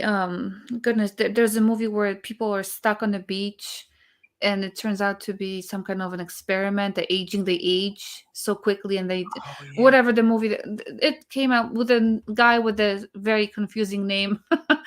Saying his name is like impossible for me. Who produced that movie or who directed that movie? But that was like an experiment. People, there we go. That was the movie. Yeah, so everybody said, "Oh." That's the. I have not seen it, but I've listened to the reviews of it. Just time is precious, and I don't feel like wasting my time if I don't know what it's. Seriously. So no, there's too many shows. You have to be very selective. Exactly. So I read or listened about it, and it turned out to be an experiment, and it was impossible to leave that island. Somebody actually, or not island, but the beach. Somebody actually left, but it turns out to be an experiment. I don't know if I will be disappointed. I mean, am I gonna see like the cabin or whatever it was? Like it was like all a setting, all a setup, and the government is, or the local, or U.S. government, and all the governments are doing this on their own. I don't know. Actually, if it's done well, I won't be disappointed if it's done well, whatever it is. That's exactly it. You're 100% correct on that. I mean, everything you said, but on the last point specifically, that it's come to a point where, yeah, there are new stories. You watch something, you go, this is uniquely done. This is very different, but basically most stories have already been told in some way, shape, or form between Shakespeare and the Canterbury Tales alone. But I'm saying, like, if you just want to, like, all the stories have been told so many times, it's not even about that. It's like people that say, when you play a certain kind of music and they're like, oh, that's been done before. No, but do you do it well? And you're 100% correct on that. It's either way could be good, but will it feel like a cop out in the way that the writers depict it? I think, to bring up Lost one last time, it's not so much people were disappointed with the conclusion of where that series ended off. It was that they feel like it wasn't done correctly. Same with some people's complaints about the final season of Game of Thrones. It wasn't necessarily what exactly happened. Instead, it felt rushed. It felt whatever. So most times when you have a problem with conclusions in something, it's not what the conclusion is, it's how the show gets there, what hoops it has to go through, what ridiculous logic it has to disprove to prove something else even more ridiculous. So I think it's absolutely correct about it's how it does it, not necessarily what. That being said, I think Tony thinks it's still it's definitely aliens, but I'm going to say I would not be disappointed if it's done correctly. As you said, it's all about how it's presented in the end. If it's done correctly, I don't care what it is. You know what I mean? I believe it's aliens. I've given you the proof why it's aliens in my video, so go watch that. You know what I mean? And but I would not be upset about anything if it's done correctly. It just has to be presented in a good fashion. You know what I mean? And that's what it has to be. As long as it's presented to me where I can understand it and everything else, and it's all, and the signs were there the whole time, and the clues were there the whole time that this is what it was. But in all honesty, we're 7 episodes deep and we don't see one glitch in the matrix yet. I don't see anything that shows me that it is a simulation yet. I would have to have some type of evidence that it would be that, but I have not seen anything at all. People ask me if I'm an alien. You know, I understand, but when you look at me, that you see this specimen in front of you, that you think that he couldn't be from this planet. I've seen other people from this planet, and this is exceptional. Yeah, and if the alien came to this world, if an alien came to this world and had to pick somebody that's body to take over, they're gonna pick Tony. But here's our next. Oh, sorry. I'm not an alien. I'm from Queens, New York. Blood, guts, and flushing, baby. That's where you find people like me. Area code 901. Hey, this is Denzel. I'm from Memphis, Tennessee. And my question is, do you think those creatures used to be actual people? That's why they look like the people. Like, do you think that they used to be alive? That's why they take on the form of those people. Like, we seen the scene with the fallen soldiers, the civil rights soldiers. Do you think they used to be alive and they just take on their form after they die? What do you think about that, Tony? That'd be interesting. You know, so it's 2 ways to explain it. So if they are these actual people, you could say that, hey, that they're the people that died, but we haven't seen any proof that they actually are changing, or they're the people from the town who is stuck there. That's why they're stuck in these outfits, and now they've been transformed into these creatures, and they have to live. As I said, we've heard her say, "It's not my fault that I'm the way I am. I like, don't blame me. I am who I am. That's it." Or is it aliens who take on the form of the creatures that they killed? And everything, and it is able that the human form, the bodies are like pods in some ways, and they're just taking on the forms, and that's why they look like decrepit humans, and the aliens are using the. But you see 3-4 people killing one person, so you know, how would they all take on that one form of that one person? That would be the thing, you know. who gets to choose. Yeah. All right, I'm gonna be the old lady tonight. No, I don't want to be the old lady. I ain't eating that ass. I was the old lady last time. I don't want to be that old lady. I want to be the. You've been the first motherfucker. You got to take it. I'm not being that guy again. I don't. No way. Oh goodness. This is area code 785. Hey, this is Chaos Device again. What do you think Jade's symbol means? Does it mean anything at all? It has to mean something, right? Also, do you think there's a bigger good versus evil narrative playing out in the town? Nowhere seems to have split camps. When there's the little kid in white running around that seems to represent some sort of helpful spirit, and then there are the night-timers that, well, we know what they do. What do you think there's a bigger thing going on here that that we're trying to grasp, I guess, for lack of a better phrase? I mean, it seems like there's a much bigger topic here than with what we're just seeing here at the baseline. Yeah, that's the thing. I'm fearful of any show that builds up that kind of stuff because it's hard to deliver on that. But maybe that's where the Lost parallel comes in with the Man in Black and Jacob and all that sort of stuff. So I don't know. What do you guys think about this caller's points? I would have to say that there's nothing he's saying that can be totally taken away. But I will say that I don't believe this boy in white is some symbol. The fact that they're putting out there too much that he's in white. And when you look at white represents purity and everything else. And you see him walk towards the woods, and Victor sees him walk towards the woods and says, "Oh, we have to go to the farm." And that reminds him to go to that tree. I don't think that if anything, he's the bad guy. I think it'd be too obvious for him to be the savior, to be the hero of this whole thing, and watch him. If anything, that boy in white is the bad guy more than anything else. I think that they'd be putting it too much in your face that, hey, follow this boy in white. I think that this new son, Ethan, has something big to do, something dealing with him. Somehow he's able to. I don't know if he's a cure for these people, or there's something there that they're afraid of this boy, and there's a reason why he was sent here. I don't think that people say they put him, they wanted this family to be here, blah blah blah. Two people got here.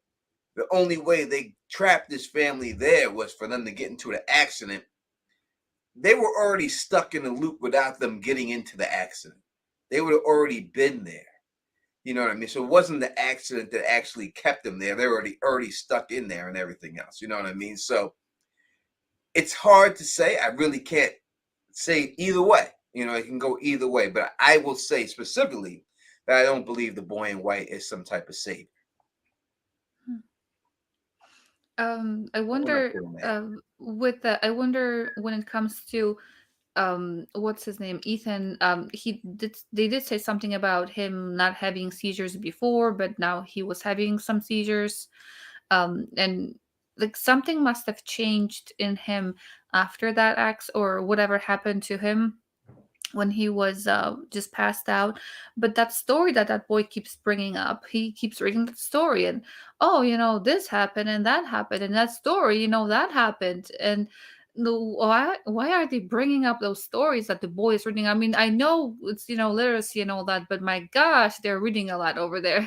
Those stories, the mom is always reading, and I get it, it's reading, not just he can read, he's fine, but it's the story being read to him, so that we can hear it. If he was just reading, he would read it to himself versus mom saying that. So I think there's still a point to all the stories that are being read to him and to us, and as well. No doubt about it. Hold it down. You're scaring me with that. Scaring me with it. That howdy doody guy. Oh my goodness. I think this face is better right now. The one with those fangs and claws. I prefer this face right now. It's 100% correct that I would much rather stare at this kind of Yeah. image, like in the middle of the night, than look at some oddly smiling howdy doody person that looks like Oh my robotically gosh. evil like that. With the face like that, I'm thinking prosthetics, stuff put on. Like if he would go to, the trailer to change or something, and he would smile, I would like freak out myself if I saw myself in the mirror like that. Oh my goodness. Imagine in that moment, he comes up and does an interview or something, and he looks Right. at me like that in real life. I mean, there are people that just naturally look a little Mhm. creepy, and they play it really Yes. well. Yes. Michael Shannon's a good example. He he played Zod in Man of Steel. He was really great on Boardwalk Empire, playing like an extreme freak. Mhm. Like you wonder at what point in time in your acting career that you Right. realize that you played that kind of Mhm. creepy, evil, like Yes, it's sadistic dude. difficult to get away from that too, because that's a very much face I could recognize everywhere after Yeah, this. It's like, every single word. It's like the uh-huh. face of Freddy a little bit. Oh goodness, yeah. Is it? Someone asked, is that the same actor who plays Gotham's Joker? I do not think so. The kid that plays Gotham's Joker is the same kid from Shameless that plays I forget his character, but the middle kid on Shameless. He actually, Gotham isn't my favorite show, but if people are Joker files in certain extents and you haven't given Gotham a chance because it's suspect, at least check out the Joker from Gotham, because that actor did a excellent Dominic something, I think is his name maybe, but I don't think that's the same actor. I don't believe it's him. I don't want to talk about this guy this Joker that's supposed to be in this lab Batman movie. So I don't want to say nothing about it. Oh, the voice actor at the end. I want to do a non-topic podcast with you because I just saw one passive comment. I don't want to hijack this stream with Tony's one passive comment about I saw the Batman. It sucked. I want to hear more about that. They don't want me to talk about that. That's I know. I think I totally destroyed. Just thank God there aren't dislikes on this video anymore, in YouTube anymore. I'm gonna just. And let's go. So people say dinner songs, Blue Moon, Last Train, Clarksville, the boat. I'll have to go through. I do believe that could be all connected to right, that Tequila Rose. That the songs they're playing mean something, and I haven't myself went there and looked at it, But if you listen, if you want to hit me up on Teflon TV and put down actually every song that they play, I could find there's something going on there. There's something that means something. They're not just playing. They're playing specific songs for a reason. Especially when Boy went out there and he said he went to his wife's grave and he said he needs a sign. And then all of a sudden that song started playing, and then that was his sign, right? And I also believe that there could be some Morse code going on. I'm not a Morse code reader, but when you hear the beeping and everything else, it could be a Morse code situation with the blinking of the lights and everything else. Yeah, you were talking about that. You were talking about that a lot last week. The Morse code situation. I was hoping someone that actually knows Morse code. Yeah, I don't know it. I can't give you that. I can't. It was like one of those things that was trailing. I remember kind of learning it in elementary school or something. Like there was one of the classes at the end of the day after you're done with all your real school, they go over it for 5 minutes, but it never stuck with me at all. How could it? They sit there, beep, beep, beep, beep, and then we got those walkie-talkies, the How- walkie-talkies we get when we were kids, and they would have the Morse code button, and you just end up just messing with you, and you would just beep, beep. Listen, I was busy trying to fucking learn Pig Latin because all the girls were speaking that, and then that double G shit when I was in school. Let the gifts again to the go nithagi. If the guy need to go with the guy, you have to go with the guy to the goth thing about. Yeah, I learned all that crap too. My gosh. Sorry. Yes, that's what I was studying when I was there. That's what the girls like. Yeah, So I learned it from a bunch of girls. I was like, I wanted to learn their language, so I picked it up. Anyways, Morse code, the lights like Stranger Things. Here we go. We have a few more voicemails to. All right, we'll do a couple more, and then we'll try to wrap it up 2 hours. It's Yeah. I think we have like we have 4 or 5 again, before we do, let me just say thank you to everyone who's here. Look, we have over 180 people here live. As I said this before, I'll say it again. Me and Lamar started doing this 2 weeks ago, and we had like 20 people rocking with us. And Elmar was like, Tony, why are you bringing me out here with only 20 people? I didn't say that. I did not say that. We got the I tape. did not say that. Play the tape. Tony, why not? I was like, I looked at the stream, 20. No, I don't think so. No. I ain't fucking with y'all, 20 people. I ain't fucking with y'all. You know, listen, but no, she did say that. But thank you so much for rocking with us. You know what I mean? Still doing it. You know what I mean? I love this show. We're going to try to keep this show going. Hopefully, it gets a season 2. We're going to keep it going. Again, as Mara Chase is saying, hit that thumbs up button. I like to say that Mara Chase, let me highlight her real quick. She has a beautiful, as you can see her wearing in this outfit, a beautiful lingerie, I would say, a nightwear line that she sells. And I will be doing a giveaway for her on the live stream on the season finale episode. So make to a subscriber, you will get a piece of her lingerie. I will send it out to you personally. All right. From her line. You go there, you take a look at her line, you pick what you want, you let me know, and then I will send it to you personally. So definitely check her out. If someone could put the link to her line in the chat, I truly would appreciate it.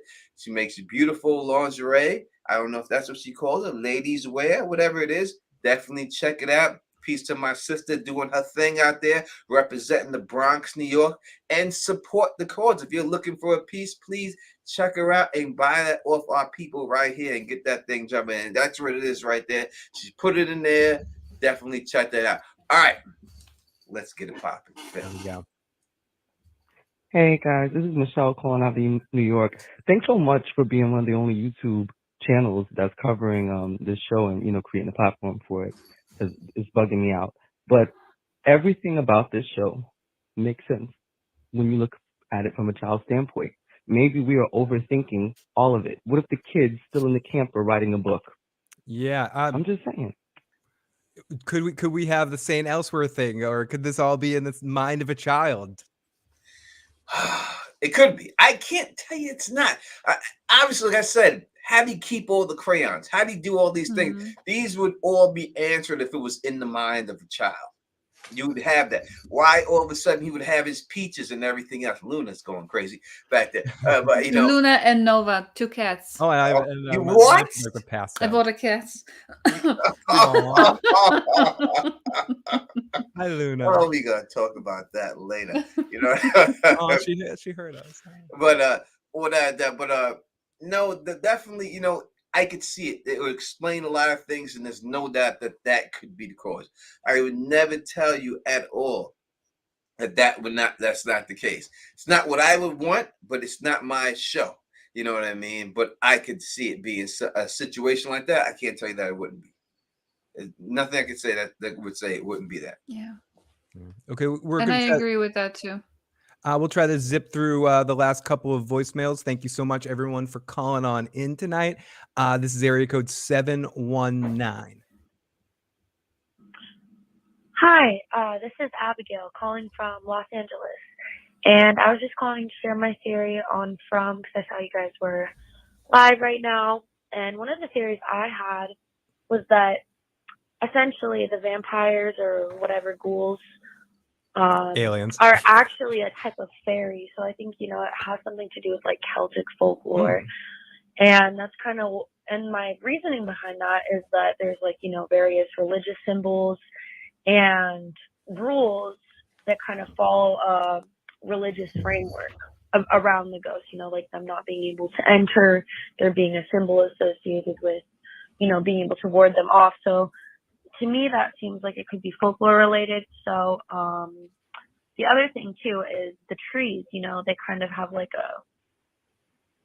a vibe of, you know, fairies are known to be like mischievous and they can be really deceitful. So perhaps this is some type of pagan realm or something related. Another thing I wanted to add is that I think that Ethan, the little boy, and then, you know, Victor, of course, are obviously related, but my prediction is that the theory or that the season is going to end with Ethan, you know, just by himself with all the bodies strewn out, just like they were when Victor was a little boy.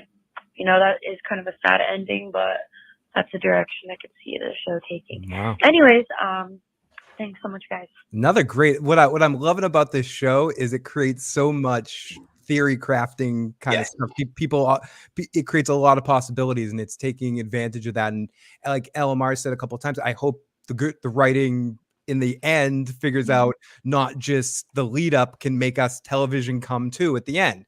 Like a lot of shows can do that build up, but can they give us the explosion too? And let's hope they give us that payoff, because it's tough to do when you build up this kind of stuff.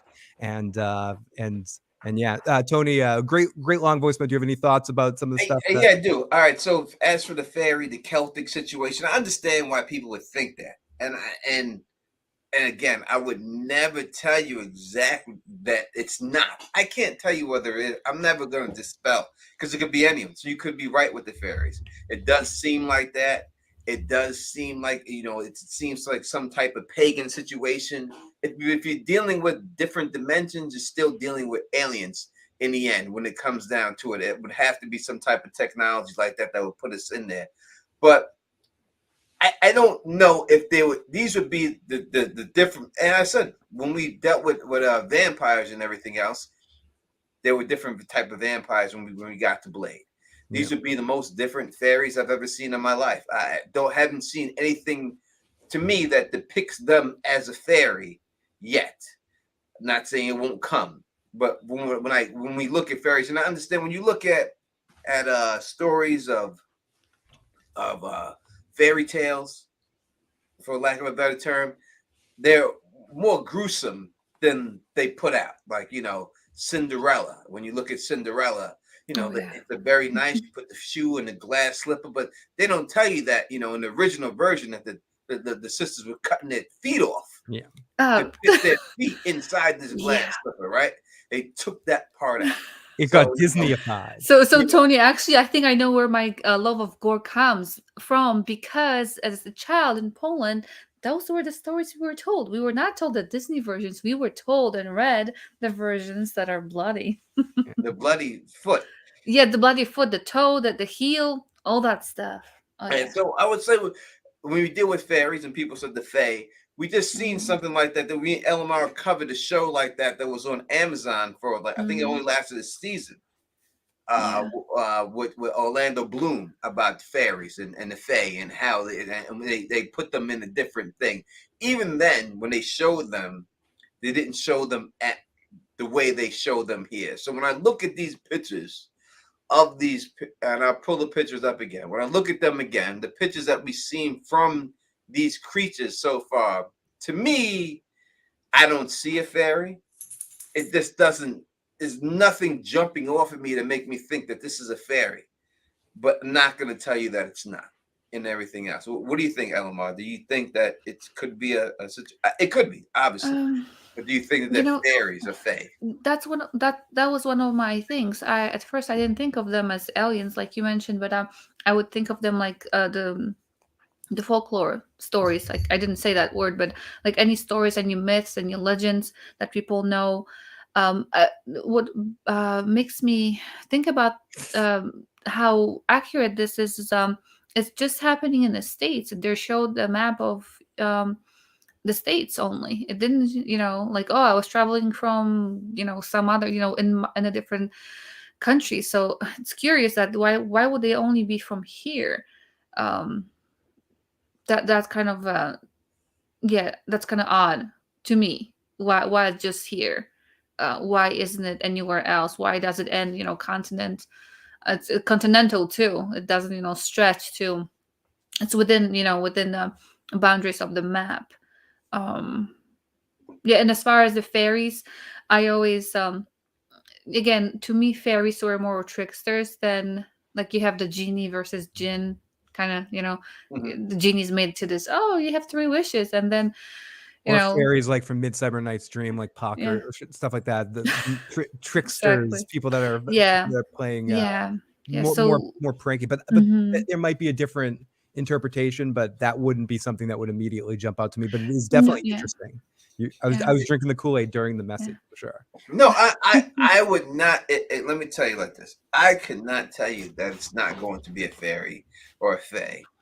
You have symbols in these medallions, talismans that you see, that it could be that.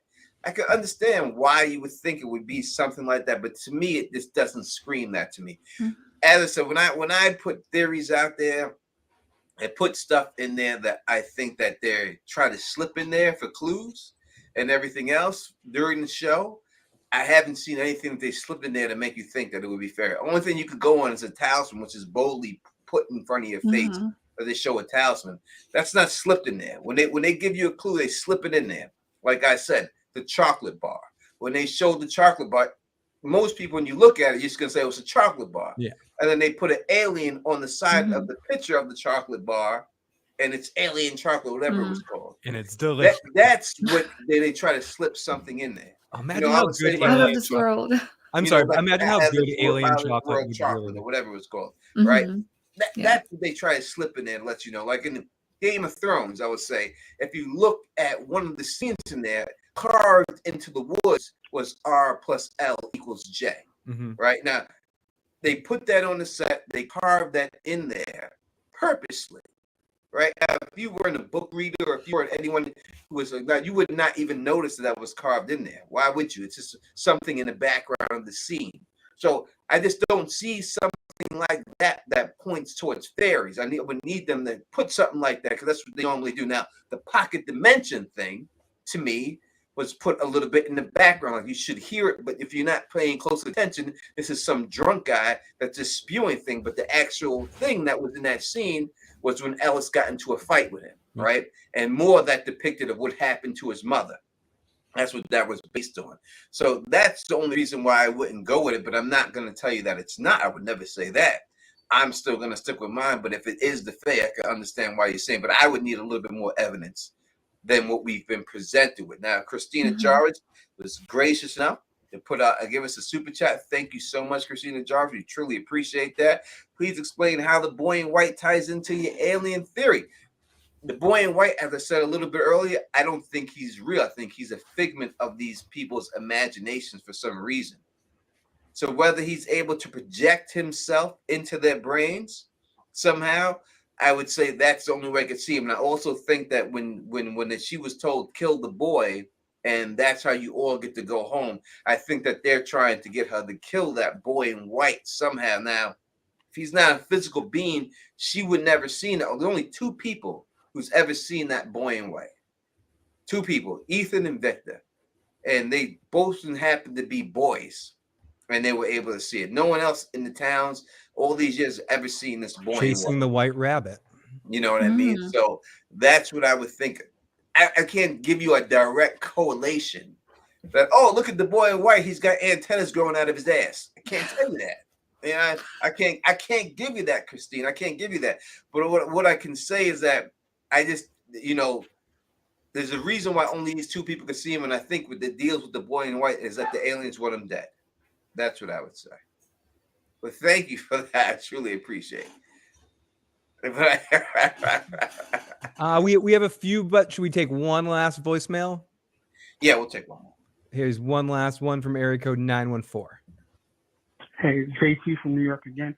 I just wanted to say that they kept showing the monster or walker woman in the white dress all throughout the last episode 7. I believe that is Ellis's mother, Boyd's wife. And rewatching the episode, Ellis never actually confronted or was interacted with that actual monster for him to have a reaction. And they kept showing like close-ups and going back to her specifically. So I really do think that. Wait, who is it? The wedding dress monster he's talking about? Thanks. Rewind what he said. Is he talking about the wedding dress? Yeah, I'll hear play from the beginning. 1 second. Let me turn it up a little bit too. Hey, JT from New York again. I just wanted to say that they kept showing the monster or walker woman in the white dress all throughout the last episode 7. So yeah, the walker in the. I would have to go back and look and see if they were focused on, because the one that I seen focused on was the black woman coming down the steps, and porn stash is one. Those are the two that I've seen them focus on. Obviously, his mother's a white woman. You know, from the shade of him, from his father, you know what I mean? His mother's a white woman. So I would have to look and see again. I haven't, but the only ones I've seen that I focused on, that I was able to, you know, to see was the porn stashes chick, and then after porn stashes chick, the black chick who came down the steps. Those are the ones that, and Howdy Doody. Those are the ones that all stood out to me, and everything else. You know what I mean? Not Howdy Doody. If again, why would it be her? We haven't seen, like, they ripped these people to shreds when they killed them. So if that's the case, then we should see the little girl who got killed in the first episode and the mother before this season ends. They should be the ones resurrected. And people said it's only been little boys. You're correct, but we did get that one little girl who got killed, who I told you what I would have did to her. She would have never got a chance to open that window if she was my child. That would never happen. You know what I mean? I would have hit her with a brick. Or I would have to. Sometimes you got to take one for the team. You know what I mean? He's trying to kill us both. I can't allow that to happen. Elabama was here for all that stuff last week. She was here for the It must be stopped. And I'm not dying. You're not killing me with just stupidity. It's just not gonna happen. And she's like, "Oh, open the door at your grandmother." I'm gonna charge you hit you with a forearm. And open that goddamn window. You're going down, Nana. I don't care. That's what happening. That's what happening. I'm running right behind you. I'm following. I'm not gonna stay back and just be like, "Don't do it." I'm charging with the forearm shiver coming directly at you. You little girl, you get your ass down. You crazy? You're tanking the situation right there. You get knocked out, little girl. You had to open that goddamn window. Do we have another one? We'll take another one. We do. We have a little bit of a longer, but we'll play a little bit of the beginning of this one. My name is Michael. I'm calling from Alabama, and several questions. So I guess my main one would be the irony. We'll take the main one that was in some of the episodes. What did he say? The irony in some of the episodes. Could that possibly lead to it being a simulation of some sort? Yeah, like the priest dying, right? Like the sister killing the brother and all that stuff. The irony of the whole situation. And we also All I would say, shout out to Alabama.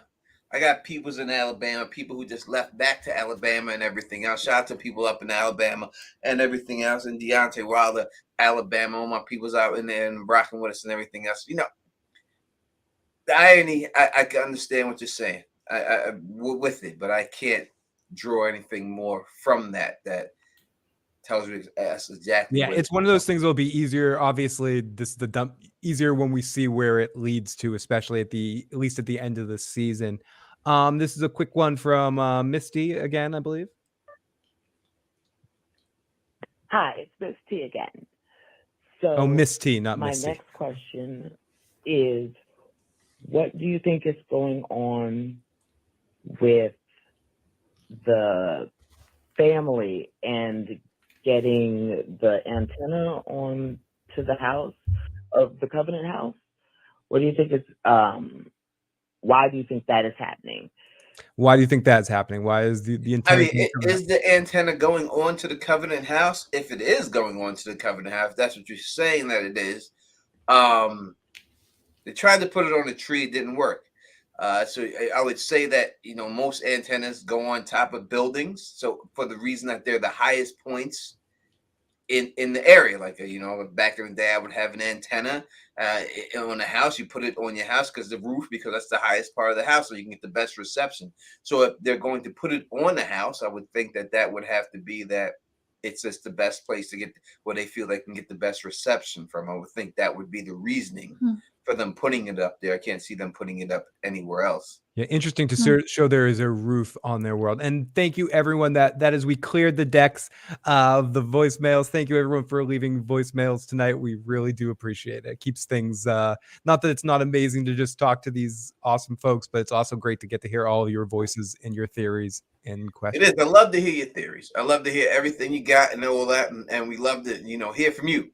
You know what I mean? Because listen, like I said, we love these shows that we cover on this channel. I don't just cover shows because they're popular.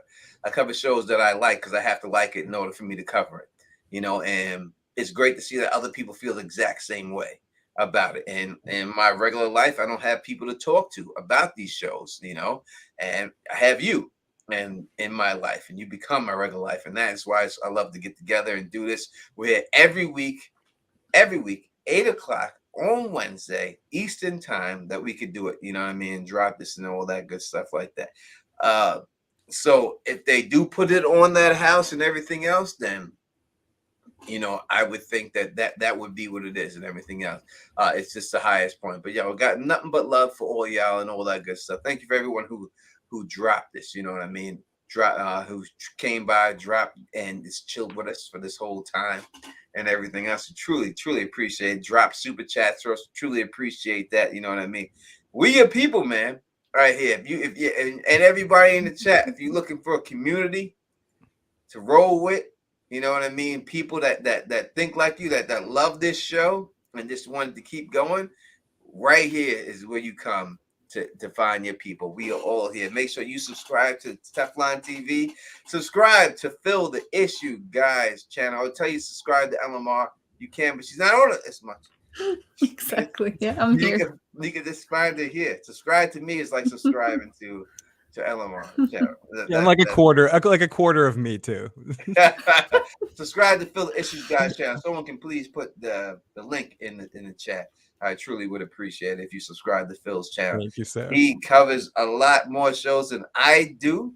Walking Dead right now, Phil. What are you recovering? Yeah, I'm talking about The Walking Dead, which is horrible. So we're gutting our way through that as we hold our breath in preparation of the first part of the final season of Better Call Saul, which is the thing that I'm most excited for. And also the final season of Ozark will be coming at the end of April as well, which I can't wait to do another thing. We're going to binge watch it and then immediately do something over that couple of days, and then maybe do a more of a roundtable thing. And I know Tony will probably be covering that final part of the season as well. If you haven't checked out Tony's review of that first half of the final season of Ozark, please do that, as well as our buddy Bridges as well. But yeah, so maybe we can do a passive Usual Suspect passive podcast talking about the final season of Ozark when that comes. We definitely will do it because that guy grabbed Bridge up. I'll go to his crib. Yeah, I'll go right to his house. It's an excuse. He can't be like, I'm not talking about that show. I don't know. I'll go right. Bridge, I'll show up at your door. You know he's listening right now. I'll show up at your door. Yeah. I'm gonna come there. We see the door. We'll come at your door. You see what I'm saying? And my arms is as big as your neck is in that picture. Oh, yeah, right. So you set it up on Teflon TV live Ozark final season discussion weekend after it drops. That's a super chat right here. Thank you so much. Late in the chat here, so I don't know if this has been discussed, but it's possible the title or some sort. It's basically talking about the title. I think we have discussed it. I given my reason why I think the title is what it is. It's from. I think it means from another planet, not from here. I think that's what from means. To me, that's the only thing I could see it being, unless somehow you could spell all those letters out into something else that I can't do right now in my state. I mean, I could make stuff up. Maybe 2 or 3 more drinks. Morph. That's what I like that. I'm going with Elamar's morph. I could go with Elamar's a morph. That is definitely a morph situation. That is backwards. That it could just be that they changed to something. I could definitely go with that. Elamar could be right about that. So that's what I would think that the title would mean. One of the others and everything else like that. So yeah, no. If people like the movie Nope, it could be like the movie Nope. I could see how that would go down like that. And everything. I think everything has a like everything comes in spurts. Like alien movies comes in spurts, and disaster. Like if you look at the movie Twister and the disaster movies, you'll see a bunch of them came out all at the same there was time. like Anaconda, Outbreak. Yes, it's always something. It's always everything happens at the same time in Hollywood. That seems the way it goes. And it could be it's the alien time right now, where aliens are coming and everything else.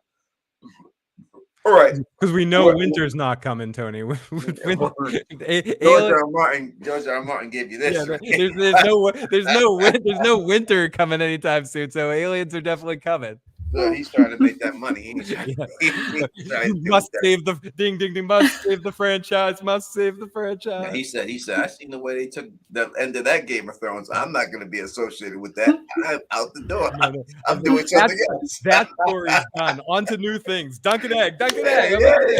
They didn't like that. All about. I'm going. Dave did that. That had nothing to do with me.